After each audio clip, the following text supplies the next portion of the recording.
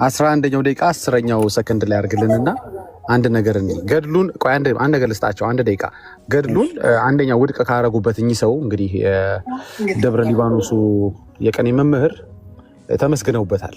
በጣም የተመሰገኑበት ጉዳይ ምንድነው? የዚህን የገድለ ዮሐንስ መጥምቀ መጽሐፍ ላይ ትልቅ ኮንትሪቢዩሽን አድርገዋል። እርሶ ባይጠቁሙ ኑሮ አይነት ነገር ነው ለዚህ ማይደርስም ብለው ምልአተ ጉባኤው ያው በጣም አመስግኗቸዋል። በጣም ጥሩ ያመሰገናቸው ምንድነው እንግዲህ ነጥቦችን ይዘው ነው እኚህ ሰውዬ ገድለ ዮሐንስ መጥምቅን ያወገዙት። ኦኬ አንዱ ነጥባቸውን እንስማ እስኪ። ያው ካወገዙበት አንዱ ነጥባቸውን እንመልከት። 11ኛ ደቂቃ 10ኛ ሰከንድ ራሳቸው ዌብሳይት ላይ ገብታችሁ መመልከት ትችላላችሁ። ነውሩን ያው እንግዲህ ያሉ አንድ 10-15 ቃላት አሁን ከ10 ሰው ተወለደ ይላል፣ ከ3ቱ ባህሪያት የተፈጠረ ሰው አለ ይላል እና እነዚያን አንድ 15 ቃላት አቅርቤ በዚህ የተነሳ ወደዚህ ላመጣው ቻልኩኝ። ላገኘው የቻልኩት በዚህ አቅጣጫ ነው ወደ እኔ ሊመጣ የቻለው። ትንሽ ተመልሰዋል ኤርሚ። ምናልባት 11ኛው ደቂቃ ላይ ጀምር እኛ ስለምናውቀው እነሱ ግልጽ እንዲሆንላቸው። መጽሐፉን አላውቀውም። ወደ እኔ ሊመጣ የቻለው በዚህ ነው እንግዲህ ወደዚህ ሊመጣው። ከዚያ እኔ መጽሐፉን ስለማላውቀው ምስጢሩ ከኔ ከበደ ነው። ሊቃውንት ይሁድ ጻፉልኝ፣ ወደ ገዳሙ ወደ ሊቃውንት ላቅርበው አልኳቸው። ገዳሙ ነውሩን ሳታመጣ እንዴት ትጽፋለህ? አልጽፍም አሉኝ። አስተዳዳሩ በጊዜ ነበሩት ማለት ነው። አንዴ ፖዝ ኤርሚ። ነውሩን ያው እንግዲህ እሺ መጽሐፉን ከማውገዳችን በፊት ዝም ብላ አውግዙልኝ ብሎ ነገር የለም። ነውሩን አምጣ አሉኝ። ስለዚህ አንድ 15 ነውር ጽፌ አመጣው እያሉ ነው። ከጻፉት ነውር ውስጥ 1 2 3ቱን ሼር እያደረጉ ነው ለኛ። እስኪ ነውሮቹን እንያቸው። መጽሐፉን ያሳድገደውን ነውር ሊነግሩን ነው። ቀጥል ኤርሚ። አሉ አንድ 10-15 ቃላት አሁን ከ10 ሰው ተወለደ ይላል፣ ከ3ቱ ባህሪያት የተፈጠረ ሰው አለ ይላል እና እነዚያን አንድ 15 ቃላት አቅርቤ ኤርሚ ወደዚህ ላመጣው ቻልኩ። 1-2 ካነሱት ነጥቦች ውስጥ ከ10 ሰው ተወለደ ዮሐንስ ይላል፣ ከ3ቱ ባህሪያት ተፈጠረ ይላል። ቢያንስ 1-2ቱን ነካ አድርገው አለፉ። ኦኬ ከ15ቱ ማለት ነው። ስለዚህ በእነዚህ ቢያንስ 2 ጉዳዮች መጽሐፉ እንዲወገዝ ምክንያት ሆኗል ማለት ነው። ኦኬ ከ3ቱ ባህሪያት የተፈጠረ ሰው አለ በማለቱ መጽሐፉ የሚወገዝ ከሆነ አንድ ያስወገዘው መጽሐፉን አንዱ ምክንያት ከ3ቱ ባህሪያት ዮሐንስ ተፈጥሯል የሚለው ሐሳብ ከሆነ ይሄ መጽሐፍ የሚያስወግዝ ከሆነ ይሄ ትክክለኛ አይደለም ስህተት ነው የሚያስብል ከሆነ ታዲያ ይሄ ሐሳብ ኤርሚ የመጽሐፍ ቅዱስ ክፈትልን። መጽሐፍ ቅዱስ እንኳን አይደለም በእርግጥ የነሱን ተጨማሪ መጽሐፍ ቅዱስ ብዬ አልጠራው። እሺ ለማንኛውም 3ኛ መቃብያን 4:10 ላይ ክፈትልን። እንደሱ ከሆነ ታዲያ 3ኛ መቃብያንንም አብራቸው አወግዙልና በዚሁ መስፈሪያ ማለት ነው። መጽሐፉን ባስወገደው መስፈሪያ መጽሐፍ ቅዱሳቸውም ይወገዛል ማለት ነው። እንዴ ሁሉን አውግዘው ባዷቸው ልታስቀራቸው? ባይደው ባዷቸውን ቀርተዋል እኮ ኤርሚ አይደል? ያለ ባይብል እንደቀረው አውቃለህ። መጽሐፍ ቅዱስ ገድል ነው። ገድል መጽሐፍ ቅዱስ ነው ካሉ ጀምሮ ገድል ተወግዞ መጽሐፍ ቅዱስ መቅረት አይችልም። ለምን? የተቀዳው ከመጽሐፍ ቅዱስ ስለሆነ ልጁ ተወግዞ አባት ሊቀር አይችልም፣ አባት ተወግዞ ልጅ ሊቀር አይችልም። እሺ መጀመሪያ እንግደለውና ወደሱ እንሄዳለን። ስለዚህ ያስወገዘው እንዳትረሱት የምትከታተሉን ከስር መጽሐፉን ያስወገዘው አንደኛው ከ15ቱ ብለው እሳቸው ከደረደሩት ውስጥ እስከ 3ቱ ባህሪያት የተፈጠረ ሰው አለ ይላል መጽሐፉ ነው። ታዲያ እሱን እኮ መጽሐፍ ቅዱሳችሁ የሚል የለ እንዴ? ኤርሚ ያንበበልን። አዎ ከ4 ነው እዚህ ጋር ብሎ የሚለው ዳጊ ከ4 ነው እዚህ ጋር ብሎ የሚለው ከመሬት እሳት ውሃና ነፍስ። እንደውም ጭራሽ 4 ነው እሱኛው ደግሞ ጭራሽ። አዎ ስለዚህ የሰው ልጅ የተፈጠረው ከ4 ባህሪያት ነው እንደ ኤርሚ ኤርሚ የዛ ላይ አዳም ወሔዋን ቀደምት ፍጥረት አዳም ወሔዋን ቀደምት ፍጥረት እማይ ወመሬት የሚለው ነው። አሁን ይሄን 4 እንትን ነው ከውሃ ከመሬት ከንፋስና ከእሳት። ትክክል ነው። አዎ ቀጥል። ከ4ቱ ማለት ነው። ከ3 ባህሪያት ተፈጠረ ብሎ ዮሐንስ ላይ ይናገራል። እዚህ ግን ከመሬት ከእሳት ውሃና ነፋስ ነው ብሎ የሚለው ማለት ነው። ኤርሚ ግን ሲጀምር እኮ ዳጊ ቆይ እሱ ጋር አዳምን እኮ በፈጠረበት ቀን ሌላ ሰውም ሁሉ ፈጥሯል እኮ ነው ብሎ የሚለው መጽሐፋቸው። በጌታስ ከአዳምና ከሔዋን ውጭ ግን ዘፍጥረት 2:7 ላይ ኤርሚዬ ሰው ከምን ተፈጠረ ነው የሚለው። እግዚአብሔር አምላክ ሰውን ከምድር አፈር። እዚህ ላይ ግን ከምን አበጀው ነው አሁን ደግሞ ያነበብክልን ላይ የሚለው። እዚህ ላይ የተጻፈው ላይ ከምድር አፈር አበጀው የሚለውን እነሱ እዚህ ጋር እንደውም ከመሬት ነው የሚለው። አፈርም አይልም። ይኸው ተመልከቱ። መሬት ነው ብሎ የሚለው ያው ከምድር ከመሬት ለማለት ነው። ገብቶኛል። አፈር ብሎ እንያዝላቸው እሳትና ውሃ ነፋስንም ጨምሮ ይላል። 4 ባህሪያት ነው እዚህ ጋር። ዮሐንስ መጥምቁ ገድል ላይ ግን ከ3 ብሎ የሚለው ሌላ አዳምን በፈጠረበት ጊዜ ቆይ እዚህ ጋር የቱ ጋር መሰለህ ሌላ ያለው ቁጥር ስንት ነው? አዳምን በፈጠረ ገድሉን የሚያስወግዝ ከሆነ መቃቢያንም የሚያስወግዛል ነው። ገብቷል ፖይንት። እሱንም ያስወግዛል። ለምን የተለየ ፍጥረት ተፈጥሯል ብሎ በሚል ማለት ነው። ገድለ አቦን ይዘው ዮሐንስን ገድለ ዮሐንስ መጥምቅን ማውገዝ አቦ የሚባል ሰው እኮ በምድር ላይ እኮ የለም። በታሪክ ውስጥ ብትፈልጉ አታገኙ። በታሪክ ውስጥ አቦ የሚባል ሰው እዚህ ምድር ላይ ኤግዚስት አድርጎ የማያውቅ ሰው በሰው መሰል የተጻፈ በምናብ የተጻፈ ግን ሰው አይደለም። እሱን ደቂቃ ይዘዋል። ኤርሚዬ ደቂቃውን ይዘዋል። የስነ ፍጥረት ተፈጥሮን ያዛባ ምናምን ያሉበት ሀሳብ አንዱ እንዲያውም ለማውገዝ መጽሐፉን ምክንያት ያደረጉት ይሄ ሰውም የማይመስል ነው አሉ። ሰው የማይመስል ብሎ ያለውን እሱ ጋር እኮ እየፈለኩት ነው እዚህ ጋር። ስለዚህ ሰውን ባለመምሰሉ ይሄ ተረት የሆነ ነገር በመሆኑ ካወገዙት፣ ታዲያ ሰው የማይመስል ሀሳብ እኮ ከአቦ ስናመጣ ይሄ እኮ ሚራክል ነው ታምር ነው ብላችሁ ልታመልጡ ፈልጋችሁ ነበር እስከዛሬ ኦርቶዶክስ። አሁን ያለ ደቂቃ 29 እስከ 30 ላይ ያለውን ላሰማ ከፈለክ አዳምና ሔዋን ሲፈጠሩ አብረው የተፈጠሩ አሉ ይለናል በእግዚአብሔር መልክ። እነዚህ ሰው ደቂቃ 29 እስከ 30 29 ስሙ። ይሄ ነገር ስጋዊ ባህሪ ራሱ በጥንተ ተፈጥሮን አፋልሰው ነው ወይ ተፈጥሮ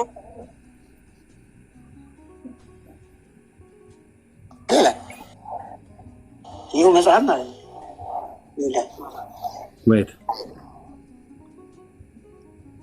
ዳጊ የሚዩት አድርገው አንተ ጋር ድምፅ አለ። ሶሪ ከምን ከነፋስ ከእሳት ከውሃ ተፈጥሮ ከመሬት ያልተፈጠረ ሰው አለ ይላል። ሎክ ከውሃ ከእሳት ከነፋስ ከነዚህ ሶስቱ ተፈጥሮ ከመሬት ብሎ የሚለውን ይህንን ኢንክሉድ ያላደረገ ከነዚህ ሶስቱ ባህሪያት የተፈጠረ ሰው አለ ይላል በዮሐንስ መጥምቅ ገድል ላይ ማለት ነው። ከመሬት ያላካተተ የሚለውን ስሙት። ቆይ እንዴ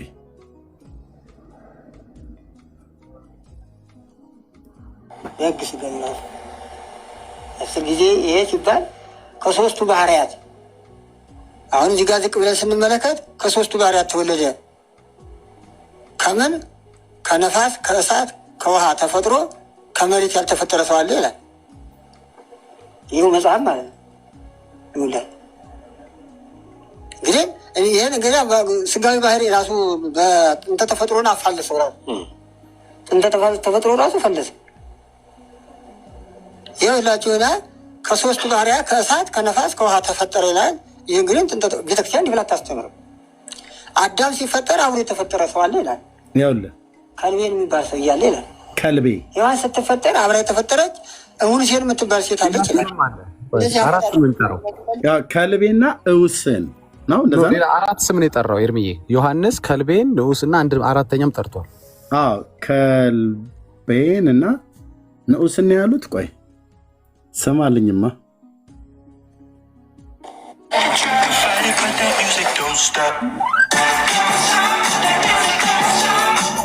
እና ይሄ ደግሞ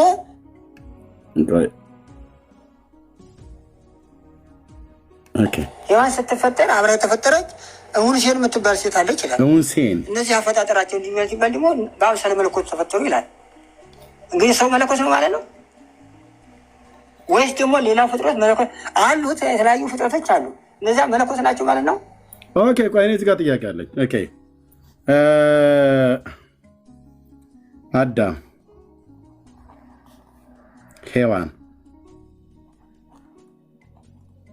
ባይዘን የጠቀሱት ዮሐንስም የዛ ጊዜ ነው የተፈጠረው ነው ብሎ የሚለው ገድሉ።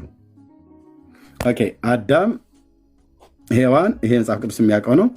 ዮሐንስ በዛ ጊዜ ተፈጠረ ይላል ገድሉ ላይ እነሱ እንደሚያውቁት። ከልቤን ነው ከልቤን የሚባል ሰውም ተፈጠረ።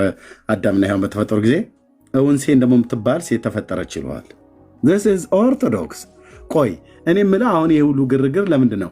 ዮሐንስን አዳምና ሔዋን በተፈጠሩ ጊዜ ዮሐንስ ተፈጥሯል ብሎ ይላልና ስለዚህ ውድቅ እናደርገዋለን ነው። ጥሩ ነው። እሺ ውድቅ ካደረጋችሁት እኔ አዳምም ሳይፈጠር ሔዋንም ሳትፈጠር ዮሐንስም ሳይፈጠር ከልቤንም ሳይፈጠር አውሴንም ብለው ያሏት ሳትፈጠር ስም ተሳስቼ ከሆነ በጣም ይቅርታ። ማርያም አልነበረችም እንዴ?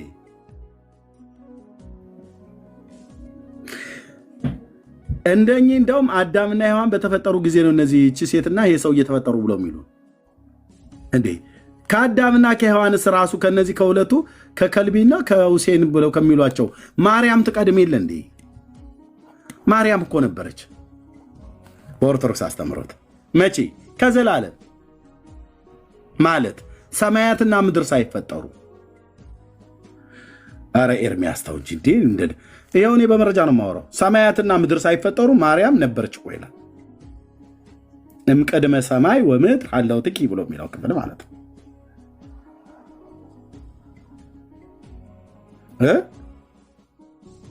ምን ነው ደነገጣችሁ? ገድለ ዮሐንስ ተፈጥሮ ነበር ብሎ የሚለውን ራሳችሁ የጻፋችሁትን አባቶች የጻፉትን ተረት አይታችሁ ምን ነው ደነገጣችሁ? የማርያም ለምን አላስደነገጣችሁም?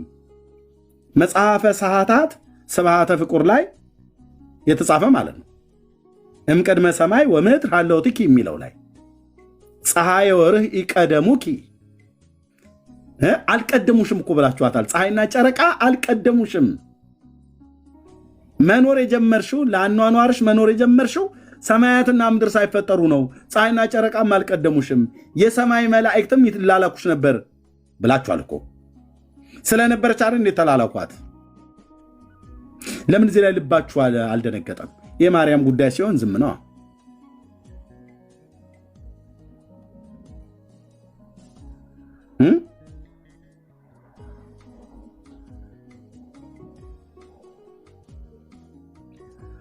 የምንፍቅና ጥግ ኦርቶዶክስ ማርያም ዓለም ሳይፈጠር አስቀድሞ ነበረች ይላል።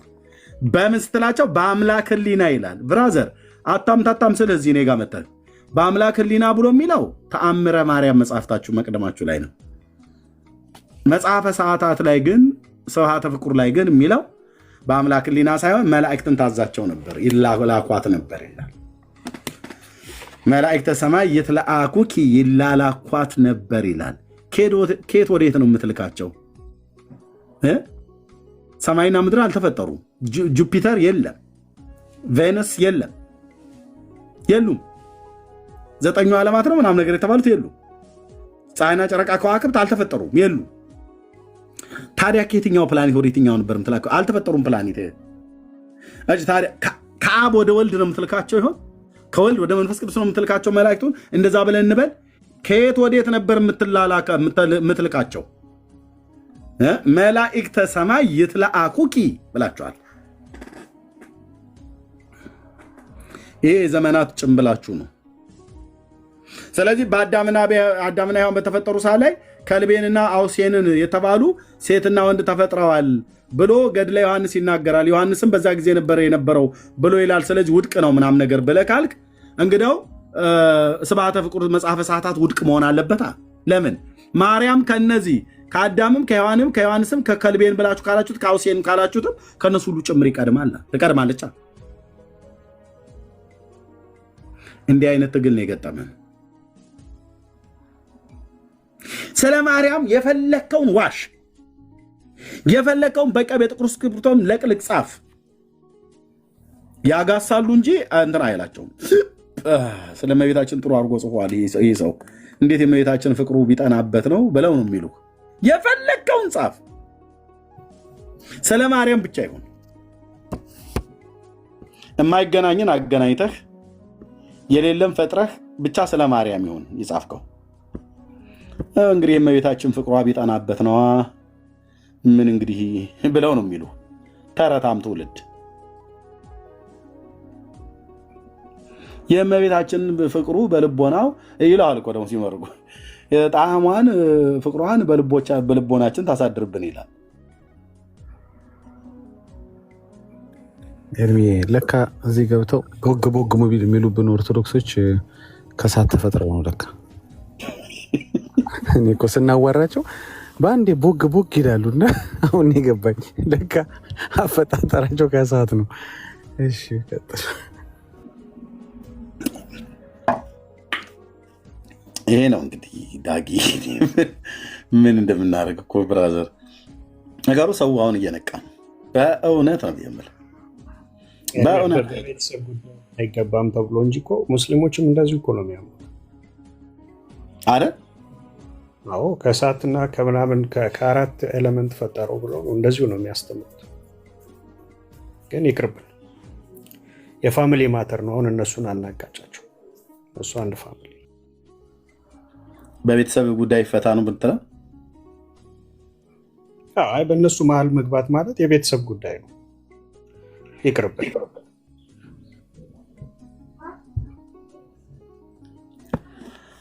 ኦኬ ኤኒዌይ ዘግይታችሁ የመጣችሁ ሰላም አልኳችሁም። ቢኒያው ዳጊዬ ማነው ዳንዬ ወንድምነትም እንግዲህ ወገኖች ይሄንን በዚህ ክፍል ላይ የእሳቸውን ቪዲዮ የሰማ ሰው ምን አሉ? ገና ደቂቃ አንድ ላይ ኦርቶዶክስ ገድልን እያወገዘች አይደለም አሉ። ታዲያ እያጣራች ነው አሉ። እነሱ ግን ገድለ ዮሐንስን አውገዘናል አሉ።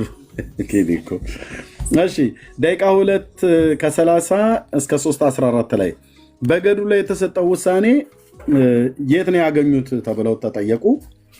የተሰጠውን ውሳኔ አስመልክቶ የሰጡት መግለጫው ላይ የተሰጠውን እሱን ሲናገሩ እሳቸው በተቃርኖ የተናገሩት።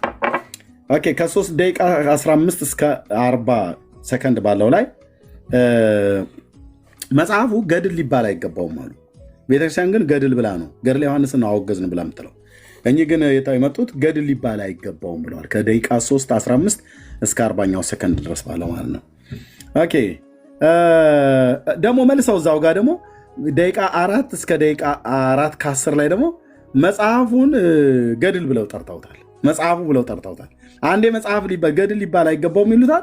እዚሁ ጋር ደግሞ ገድል ብለው ተናግረውታል። እንዴት አይነት እኮ የምላስ መምታታት ነው። ኦኬ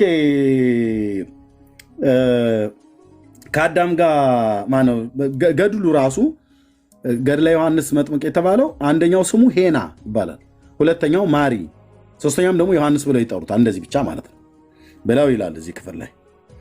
በደቂቃ 6 ከ30 እና እስከ 6 ከ53 ላይ በገበያ ላይ አልዋለም ይላሉ መጽሐፉ። መጽሐፉን የት ነው ያገኙት? የሚሸጥ ነው ወይስ ተብሎ ሲጠይቁ ደግሞ ከደቂቃ 7 እስከ ደቂቃ 8 ከ45 ሰከንድ ላይ ተበትኖ ነበር መጽሐፉ። የት? በሰሜኑ የሀገራችን ክፍል ይላል። እንዴ ቅድም እኮ በገበያ ላይ አልዋለም ብለው ነበር። አሁን ለህትመት አልበቃም በገበያ ላይ አልዋለም ብለው ካሉ በኋላ አሁን ደግሞ በሰሜኑ የሀገራችን ክፍል ተበትኗል ይላሉ። እንዴት እኮ አይነት ዕዳ እኮ ነው ወንድሞች እናቶች፣ ዕዳ እኮ ነው የገባን። አንዴ ታትሟል፣ ተበትኗል፣ አልተበተንም። ገድል ይባላል አይባልም? ይባላል አይባል? ራሳቸው ነው። ኦኬ ከደቂቃ 9 ከ10 ጀምሮ ባለው ሰከንድ ያስታቡ መጽሐፉን ያመጡት አባት አሉ ብለዋል። መጽሐፉ ግን ጋዜጣ ነው ብለዋል። እዚህ ጋር ገድል ነው ይሉሃል፣ እዚህ ጋር ደግሞ ጋዜጣ ነው ይሉሃል። መጽሐፉን ያመጡት አባት አሉ ብለዋል ቃል በቃል። መጽሐፉን ያመጡት አባት ካሉ ከየት ነው ያመጡት? ማን የጻፈው ተብሎ መጠየቅ አለበት። መጽሐፉን ያመጡት አባት የመጽሐፉ ባለቤት ስለሆኑ ቤተክርስቲያን ጠርታ እርማት ለወደፊቱ እንዳይደገመው፣ የአሁኑ ግን በስርዓት ከዚህ በኋላ እንዳታደርገው ብለው ውግዘት እና ማስጠንቀቂያ ሊሰጣቸው ሰውየው አሉ ማለት ነው። ግን የሰውየውን ስም አልጠቀሱም። ከዛስ ደቂቃ 10 እስከ 20 ሰከንድ ባለው ላይ የመጽሐፉ ምንጭ አይታወቅም አሉ። መጽሐፉ ምንጭ አይታወቅም። መጽሐፉን ያመጡት አባት አለ፣ ምንጩ አይታወቅም። ያራቡት አባት አሉ ማለት ወደ ሌላ የበተኑት ማለት ነው። ማራባት ማለት ማባዛት እና ማሰራጨት ማለት ነው። በደቂቃ 11:40 ላይ ይህንን አራብተውታል ይላሉ። እሺ መጽሐፉ ስለታተመ መስሎኝ የመጽሐፉ የገድሉ መጽሐፍ ከደቂቃ 12 እስከ ደቂቃ 13 ከ06 መጽሐፉ ገጽ ምን ያህል ነው ብለው ሲጠየቁ 669 ገጽ ነው ያለው መጽሐፉ ይላሉ። ይታያችሁ በመድኃኒዓለም በምን አወቁ 669 መሆኑን? መጽሐፉ ታትሞ እጃቸው ላይ ስለደረሰ ማለት ነው። መጽሐፉ ታትሞ ስለተሰራጨ በሰሜኑ ክፍል ማለት ነው። ታዲያ ምን ይሁንልኝ ብለው ነው በገበያ ላይ ያሉ አለም አልታተምም ገና ወደ ህትመት አልገባም ብለው የሚሉት? ምን ሆኖ ነው ታዲያ ቅዱስ ብፁዕ አቡነ ዲዮስቆሮስ መጽሐፉ ተሰራጭቷል የተሰራጨው እንዳትቀበሉ ብሎ ያሉት? ምን ብሎ ነው ሊቃውንቱ ጉባኤ 1 ዓመት ሙሉ ሲያነበው የነበረው? የታተመ መጽሐፍ መስሎኝ። ኦኬ ደቂቃ 14 ከ05 ፈላስፎቹ ያስገቡብን መጽሐፍ ነው ብለዋል።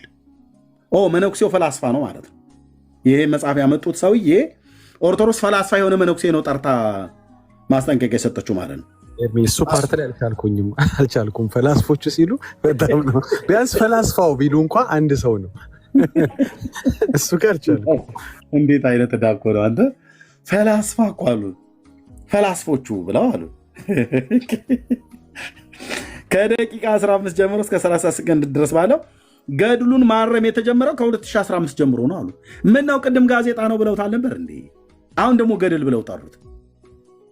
እኔ ጋዜጣ ነው ገድል ሊባል አይገባውም ብለዋል ነበር እንዴ አባታችን?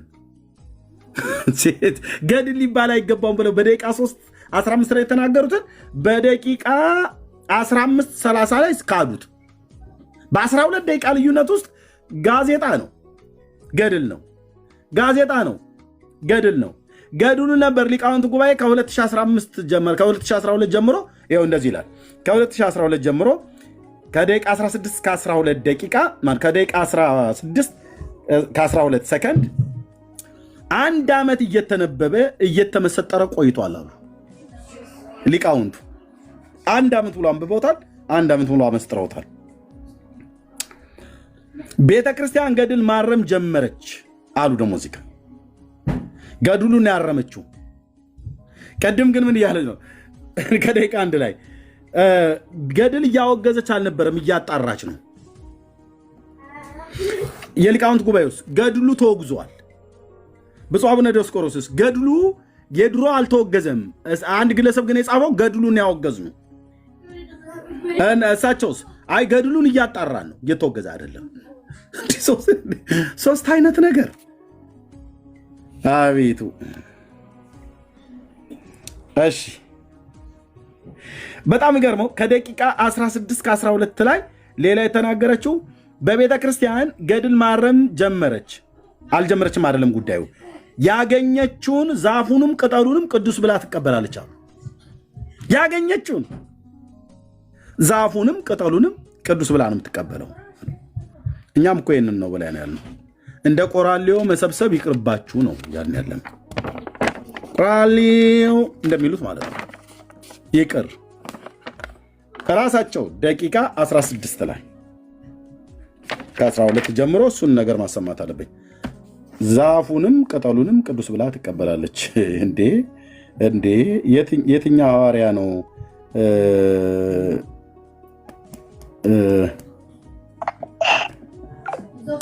የትኛው ሐዋርያ ነው ዛፉንም ቅጠሉንም ምንድነው ቅዱስ ብሎ የሚቀበለው? አንድ ሰው ወይት ደቂቃ 16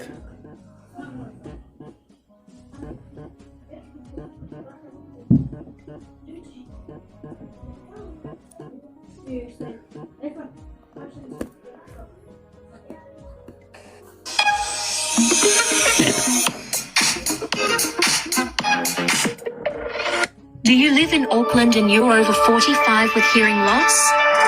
Then watch this. እኔ የምፈልገው ቤተክርስቲያኒቱን ነው እንጂ ይወጣ ወረዱ የወሬ ሸቀጡን አይደለም። ስለዚህ አሁን እኔ የምፈልገው ሸራችን የገል ማውገዝ ጀመረች የሚለው ነገር አልጀመረችም። ቋንዴ ወገኖች ቋንዴ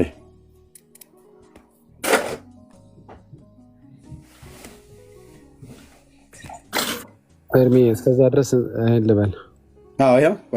መጣህ ግን ነግሬያቸዋለሁ። ማንም በቀድሞ አባቶቻችን የነበረውን ገል አይደለም እንኳንስ ቅዱሳን አባቶቻችን የሰሩትን ቀርቶ ዛፉ ቅጠሉ ሁሉ ያገኘውን ነገር ቅዱስ ብላ ቤተክርስቲያን ትቀበላለች። አያ በእግዚአብሔር ስም ማለት ነው። በእግዚአብሔር አያ ዛፉን ቅጠሉን ቤተክርስቲያን ያገኘችውን ሁሉ ቅዱስ ብላ ትቀበላለች። ይሄ ነው እያልን ያለ ነው። ያልሰማሁትን እዚህ በነጥብ አላስቀምጥም። እሺ ዳጊ ልስጥህ ወይስ ጨርሼ ልስጥህ? ጨርስ ኤርሚዬ፣ ስልክ የመጣ መስሎኝ ነው። ጨርስ። እሺ ችግር የለ። እሺ ዛፉንም ቅጠሉንም ቅዱስ ብላ ትቀበላለች ቤተክርስቲያኒቱ። እኛ ያለው ይሄን ነው። እንደ ቆራሉ ያገኛችሁትን አትሰብስቡ ነው። ይነበብ ይጣራ። እቺ ቤተክርስቲያን ትልቅ ቤተክርስቲያን ናት። ውስጧ የተቀመጡ ልጆቿ ግን መፍረሷን እንጂ መጥፋቷን እንጂ መዋረዷን እንጂ መክበሯን አይፈልጉም። እንደ ጠላት የሚቆጥሩን እኛ ግን የቤተክርስቲያኒቱን መፍረስ መውደቅ አንፈልገውም። ኦኬ ተጣርታ የክርስቶስ ቤተክርስቲያን ነች። ተጣርታና ነጽታ ተስተካክላ ወደ ወንጌል እውነት እንድትመለስ ነው። እግዚአብሔር ይህን ደግሞ ለማድረግ ሊቀ ሊቃውንት አያስነሳም። በእረኞች በኩል ነው እግዚአብሔር የሰራው። ኦኬ በእረኞች የእስራኤልን ሕዝብ እግዚአብሔር ወደሱ ለመመለስ እነ ኤርሚያስን ህፃናትን ነቢያትን ያስነሳው፣ እነ ሳሙኤልን ያስነሳው። ብራዘር ኦኬ ሊቀ ሊቃውንት ተብሎ 30 ክንድ ሻሽ ጭንቅላት ላይ ጠምጥሞ መዞር አይደለም። ቤተክርስቲያኒቱን ታደጓት። የጌታ ቤተክርስቲያን ነች፣ ግን መንገድ የሳተች ቤተክርስቲያን ናት። ወንጌልን ትታ የሀገር ፍጡራንን ሰብስባ የእነሱን ገድል ነው የምትናገረው። የሞተላትን የአምላኳን የመድኃኒታችን የኢየሱስ ክርስቶስን ማዳን አይደለም ለትውልድ እየተናገረች ያለችው። መጽሐፍቶቿ በሙሉ ቢያወሩ ስለ ሰው ታሪክ ነው የሚያወሩት። እሺ በደቂቃ 16 ከ30 ሰከንድ እስከ 50 ሰከንድ ባለው ላይ ተመሳስሎ የበቀለ እንጂ ገድል አይባልም ብለዋል። ተመሳስሎ የበቀለ ነው ብለው ተናግረዋል። ገድል አይባለውም። ኦኬ ከደቂቃ 17 እስከ ደቂቃ 18 ከ34 ሰከንድ ባለው ላይ 1 ዓመት ሙሉ ጉባኤው አንብቦታል ብለዋል። እንዴ ከተነበበ ታትሟላ። እርሶ ስለተነበበ አይደል እንዴ ደብረ ሊባኖስ ላይ ያነበቡት?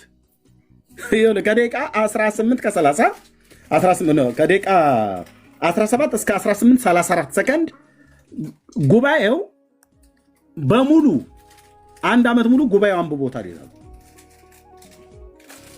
መጽሐፉን። በሰሜኑ የሀገራችን ክፍል ተሰራይቷል። የገድሉ ጸሐፊ ሰውየው ስሙ አልተጠቀሰም። በስንት ዓመተ ምህረት እንደታተም አልጠቀሰም።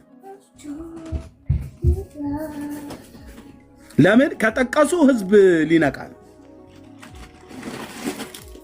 ማጨናበሪያ ማደናገሪያ ጭራቸውን ይዘው መጥተው እንዲህ እያሉ እየወዘወዙ ጨረሱት ማለት ነው። ኦኬ በደቂቃ 18 ከ30 ሰከንድ እስከ 59ኛው ሰከንድ ላይ መጽሐፉ ተበትኗል አሉ። ድጋሚ ከደቂቃ 22 እስከ 50ኛው ሰከንድ በሚዲያ የታለ መጽሐፉ እየተባለ ነው አሉ። እኛ የጠየቅነውን ጥያቄ ማለት ባይዘው ይሰሙናል። እዚህ በደንብ ነው የሚሰሙት። ከጠቅላይ ቤተ ክህነት በደንብ ነው የሚሰሙት። አባቶች ሊቃውንት ጉባኤ ውስጥ ያሉ ካህናት በደንብ ነው የሚሰሙት። እዚህ ውስጥ አላችሁ። የታለ መጽሐፉ? ልክ ነው። መጽሐፉ ልታሳዩ ይገባል። አይገባም እንዴ? መርጌታውን የደብረ ሊባኖስን መነኩሴ ወይ መርጌታ የቅኔ መምህሩን መርጌታውን ስጠሩት ያንን መጽሐፍ በእጃቸው ይዘው መምጣት ነበረባቸው። ሊያሳዩ ይገባ ነበር። ከዚህ መጽሐፍ ተጠንቀቁ፣ ይኸው በዚህኛው ማተሚያ ቤት በዚህ በሚባል ግለሰብ ነው ታትሞ የተሰራጨው ብላችሁ ልታሳዩ ይገባ ነበር። አይደለም? እኩዩን ከሰናይ ለይታችሁ ልታሳዩ ይገባ ነበር። ይሄኛው መጽሐፍ ነው ይሄኛው ግን አይደለም ልትሉን ይገባ ነበር። አሁን ይሄኛውን የተወገዘው ወይስ ሌላኛ የማናውቀው መጽሐፍ አለ? እናንተ የነገራችሁን ለምን ለህዝቡ አላሳያችሁትም? ይሄኛው መጽሐፍ ካልተወገዘ ለምንድን ነው በቴሌቪዥን መስኮታችሁ ላይ ይህን መጽሐፍ ያስቀመጣችሁት? እንደተወገዘ አድርጋችሁ በቀስት ምልክት አድርጋችሁ ያስቀመጣችሁት አለየም። ኦርቶዶክስ ብዙ ሰው አላት፣ ግን ሁሉም የሆዱን ነው እንጂ ለቤተ ክርስቲያኒቱ ገዶት ማገዶት። ኦኬ ተበትኗል አሉ። ከዛ በየመጽሐፉ የታለ መጽሐፉ እየተባለ በየሚዲያው የታለ መጽሐፉ እያሉ ለራሳቸው ጥቅም እያዋሉት ነው። ምንም ለእኛ ጥቅም ያዋል ነው የለም። ህዝቡን አታምታቱት። ይህንን የዋህ ህዝብ ግራ አታጋቡት። የገድለ ዮሐንስ መጥምቅ ኖረ አልኖረ ምንም የሚፈይድለት ነገር የለም። ነቢዩ አገልግሎ ጌታን አጥምቆ በስጋው ወራት እሱ ጽድቅን አገልግሎ ተሰውቷል። በቃ አለቅ። በእግዚአብሔር ገነት አለ፣ ይረፍበት፣ ተዉት። በስሙ ሸቅሎ ለመብላት ካልሆነ በስተቀር ምንም የሚፈይደው ገድለ ዮሐንስም ይሁን ሌሎቹ ገድላት ድርሳናት ለኢትዮጵያ ኦርቶዶክስ ታሪክሳን ሕዝብ ምንም የሚፈይዱለት ነገር የለም። ወደ መጽሐፍ ቅዱስ እውነት ተመለሱ።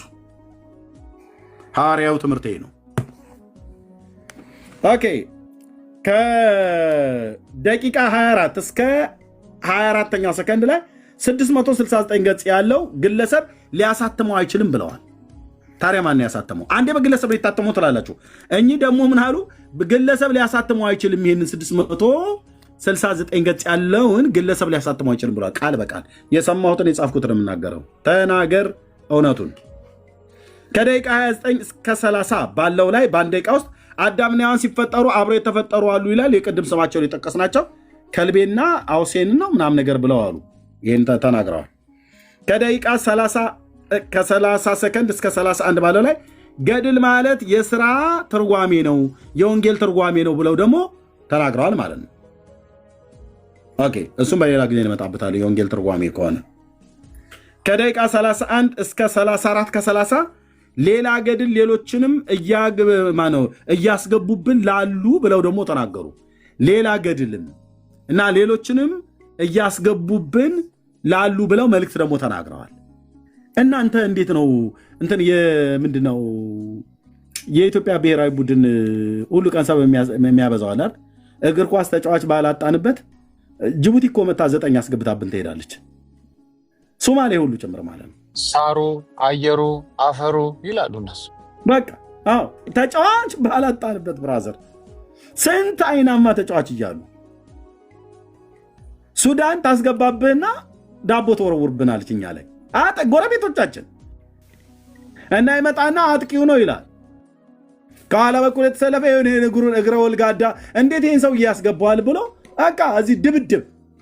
እኔ የምልህ በአዲስ አበባ ስቴዲየም ቡናና ጊዮርጊስ እያለ ሲጨፋጨፍ የሚውለው ኢትዮጵያዊ ለዚህ ቀን እንኳን ጅቡቲ መታ 9 ስታስገባብን ምን እናደርጋለን እኛ? በቃ ቀረርቶ ብቻ ዘር ሊዘሩ ሄዱ ነው የሚመስሉ። አየሩ፣ ሳሩ፣ አፈሩ ሲሉ ለዘር እንዴት ያለ ነገር ለእርሻ ነው እንዴት? እኔ እኮ አንድ ፊቱኑ እና ኃይሌን ብናይ ይሻላል ሩጫ ላይ ማለት ነው። ነፍሳችን ውጭ ግቢ ሆኖ ቴሌቪዥኑ ጋር ሄደን ቀነኒሳ አንበሳ እያለን እሱም ማየቱ ይሻለናል። በቃ አያስበሉንም። ከተበላንም ዛ ብንበላ ይሻላል። እግር ኳስ ላይ ማለት ነው እንትን የሜትሮሎጂ ዘጋቢ የሆኑላል ተጫዋቾቹ በሙሉ ይኸው ሙቀቱ ከባድ ነበር ይላል። እርጥበታማ አዘል አየር በዚህ በህንድ ውቅያኖስ በኩል እየነፈሰ መጥቶ በዚህ በሶማሌ በኩል አንተ ሰውዬ እግር ዝናቡ ይላል ከስሬ ነው እንጂ እውነት የረሳሁት ነገር ለካ ዝናቡ ጌታን እቺን ሪዝን ይሰጣሉ።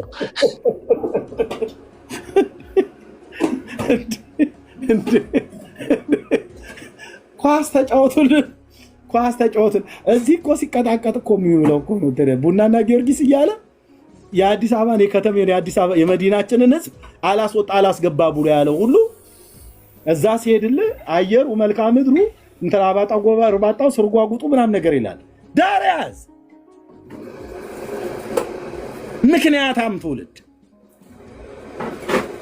አሁን ደግሞ እዚህ ይመጣልና ገድል ላይ ይሄ ሁሉ ማን ያስገባብ ብሎ ሲል ይሄው የምታስገቡብን ብሎ አሉ።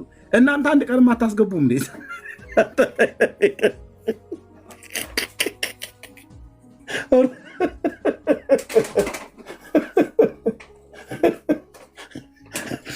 የምዕራብ በር ለምን ሰራሽ? ኦርቶዶክስ ካቶሊክ አስገብታብኝ ድርሳነ ሚካኤል ማን ይጻፈው? ያው የፕሮቴስታንቱ እጁ እንደምታውቁት ረጅም ነው አጭር ነው ይላል። ማን ነው መታሪያ ያደረገ? አንተ ቁጭ ብለህ አጠብቅም እንደ ቤትህን ያውም ሳያስገቡ አስገቡብን። ሁሉ ቀን አስገቡብን። ሁሉ ቀን ዝጋ እንጂ በር አስገቡብን። እንትናም አስገቡብን፣ እንትናም አስገባብን፣ እንትናም አስገባችብን። እንዴት ይሻላችኋል ወንድሞች እናቶች? እኔ ዳጊ ዝም ብለው በቃ ብተው ይሻላል። የቪዲዮ ማየቱም መጽሐፉንም ማንብብ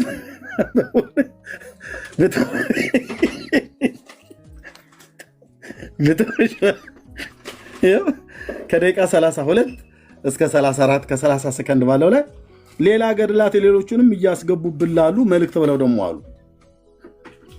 እርሶ መቼ ነው የሚያስገቡት? የኔታ ታቦታቱ እያሉ ከምታስገቡ ለምን ሌሎች ላይ አታስገቡ?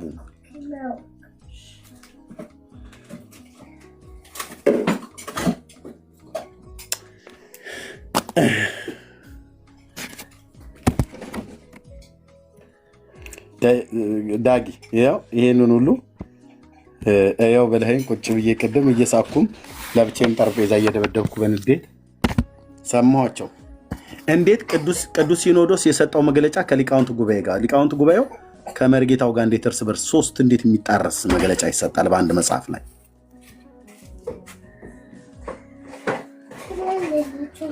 እና ዓለም ይፍረድ። ወደ ወንጌል እውነት ፊታችሁን አዙሩ። ይሄን ነው ምንተው። መቀጠል ትችላለህ ዳጊ።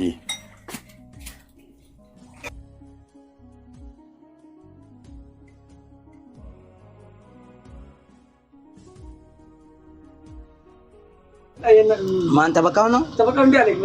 ለምን ኧረ ምንድን ነው ይሄ ልጅ? ቢኒያው ቀጥል። ምን? እሺ ኦርቶዶክሳዊ ካለ ኤርሚ ግን ምንድን ነው አንድ የምንደበቅባትን ዝም ብለህ አጋለጥከን። ምክንያታም ትውልድ ወይም ምክንያታዊ ትውልድ። ዛሬማ ባላ ይሻል ነበረ በእውነት ገድሉ ቪዲዮን ባላ ይሻለው ነበረ። አይ ነው ቪዲዮን ባላይ እንዴ በቃ በጣም እኮ ነው የገረመኝ። ይህንን ያህል ለማምለጥ ምን አለበት? በቃ ተሳስተናል እኮ ማን ገደለ? አይ ተሳስተናል፣ በቃ ስተት ተገኝቷል፣ ይቅርታ አድርጉልን ወገኖቼ። ያው ከዘመናችንም ርዝመት የተነሳ ብዙ ነገር ሊገባብን ይችላልና በቃ እናርመዋለን። ማን ገደለ? ሶስት አይነት መግለጫ እና ቀጥሉ ወንድምነት። እኔ እዚህ ጋር ላቁ። ቴንክ ዩ። እሺ ጸጋ ይብዛልህ። ኦርቶዶክሳዊ ነው የምንፈልገው አሁን እውነትን ፍለጋ። እሺ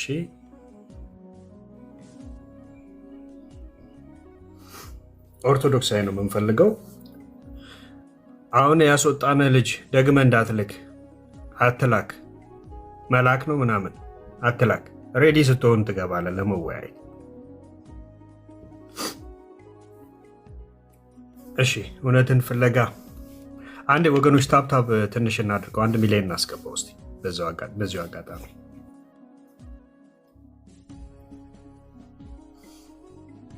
አንዴ ታብታቡን 1 ሚሊዮን እናስገባው። እውነትን ፍለጋ አለ ወይስ እንዴት ነው? ቢኒያ ወይ ገፋቢል ከዚህ በኋላ ብንቆይ 1 ሰዓት ያህል 45 ደቂቃ ያህል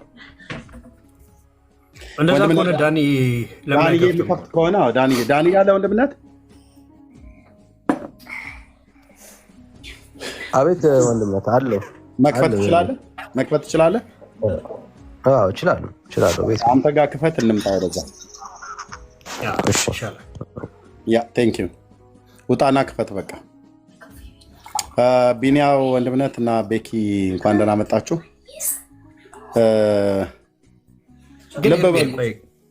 እሺ ከመዝጋታችን በፊት ያ ግን ተረት እኔ ልጅ ሆኜ የተነገረኝ ነው አስታውሳለሁ እኮ አይደል? አልተሳሳትኩም። በቅሎ ሰማይን ረግጣን የራቀው የሚል የምር ነው። አለ እንደሱ አይነት አለ። ጌታ በኢየሱስ ስም እሺ፣ ሰላም በሉ ወገኖች። ያ መጽሐፍ ቅዱስን አንብቡ እባካችሁ የሰው ልጆች።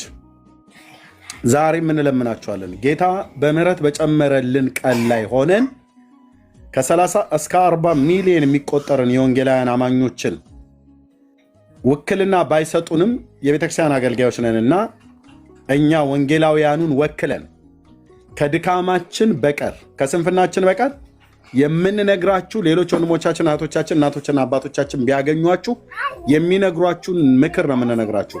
ብሉይ ኪዳንንና አዲስ ኪዳንን መጽሐፍ ቅዱስን የእግዚአብሔርን ቃል ብቻ አንብቡ። ይህን የጴንጤ ምክር መጽሐፍ ቅዱስን ማለት ብሉይ ኪዳንና አዲስ ኪዳን በሁለት ኪዳናት የተከፈለ 39 የብሉይ ኪዳን መጽሐፍት 27 የአዲስ ኪዳን መጽሐፍትን አንብቡ። ስለ ጌታችን ስለ ኢየሱስ ክርስቶስ የህይወት ታሪክ የጻፈውን ቅዱስ ማቴዎስ የጻፈውን 29 ምዕራፍ ያለውን አንብቡ። ማነው 28 ምዕራፍ ያለውን 29 አልኩኝ።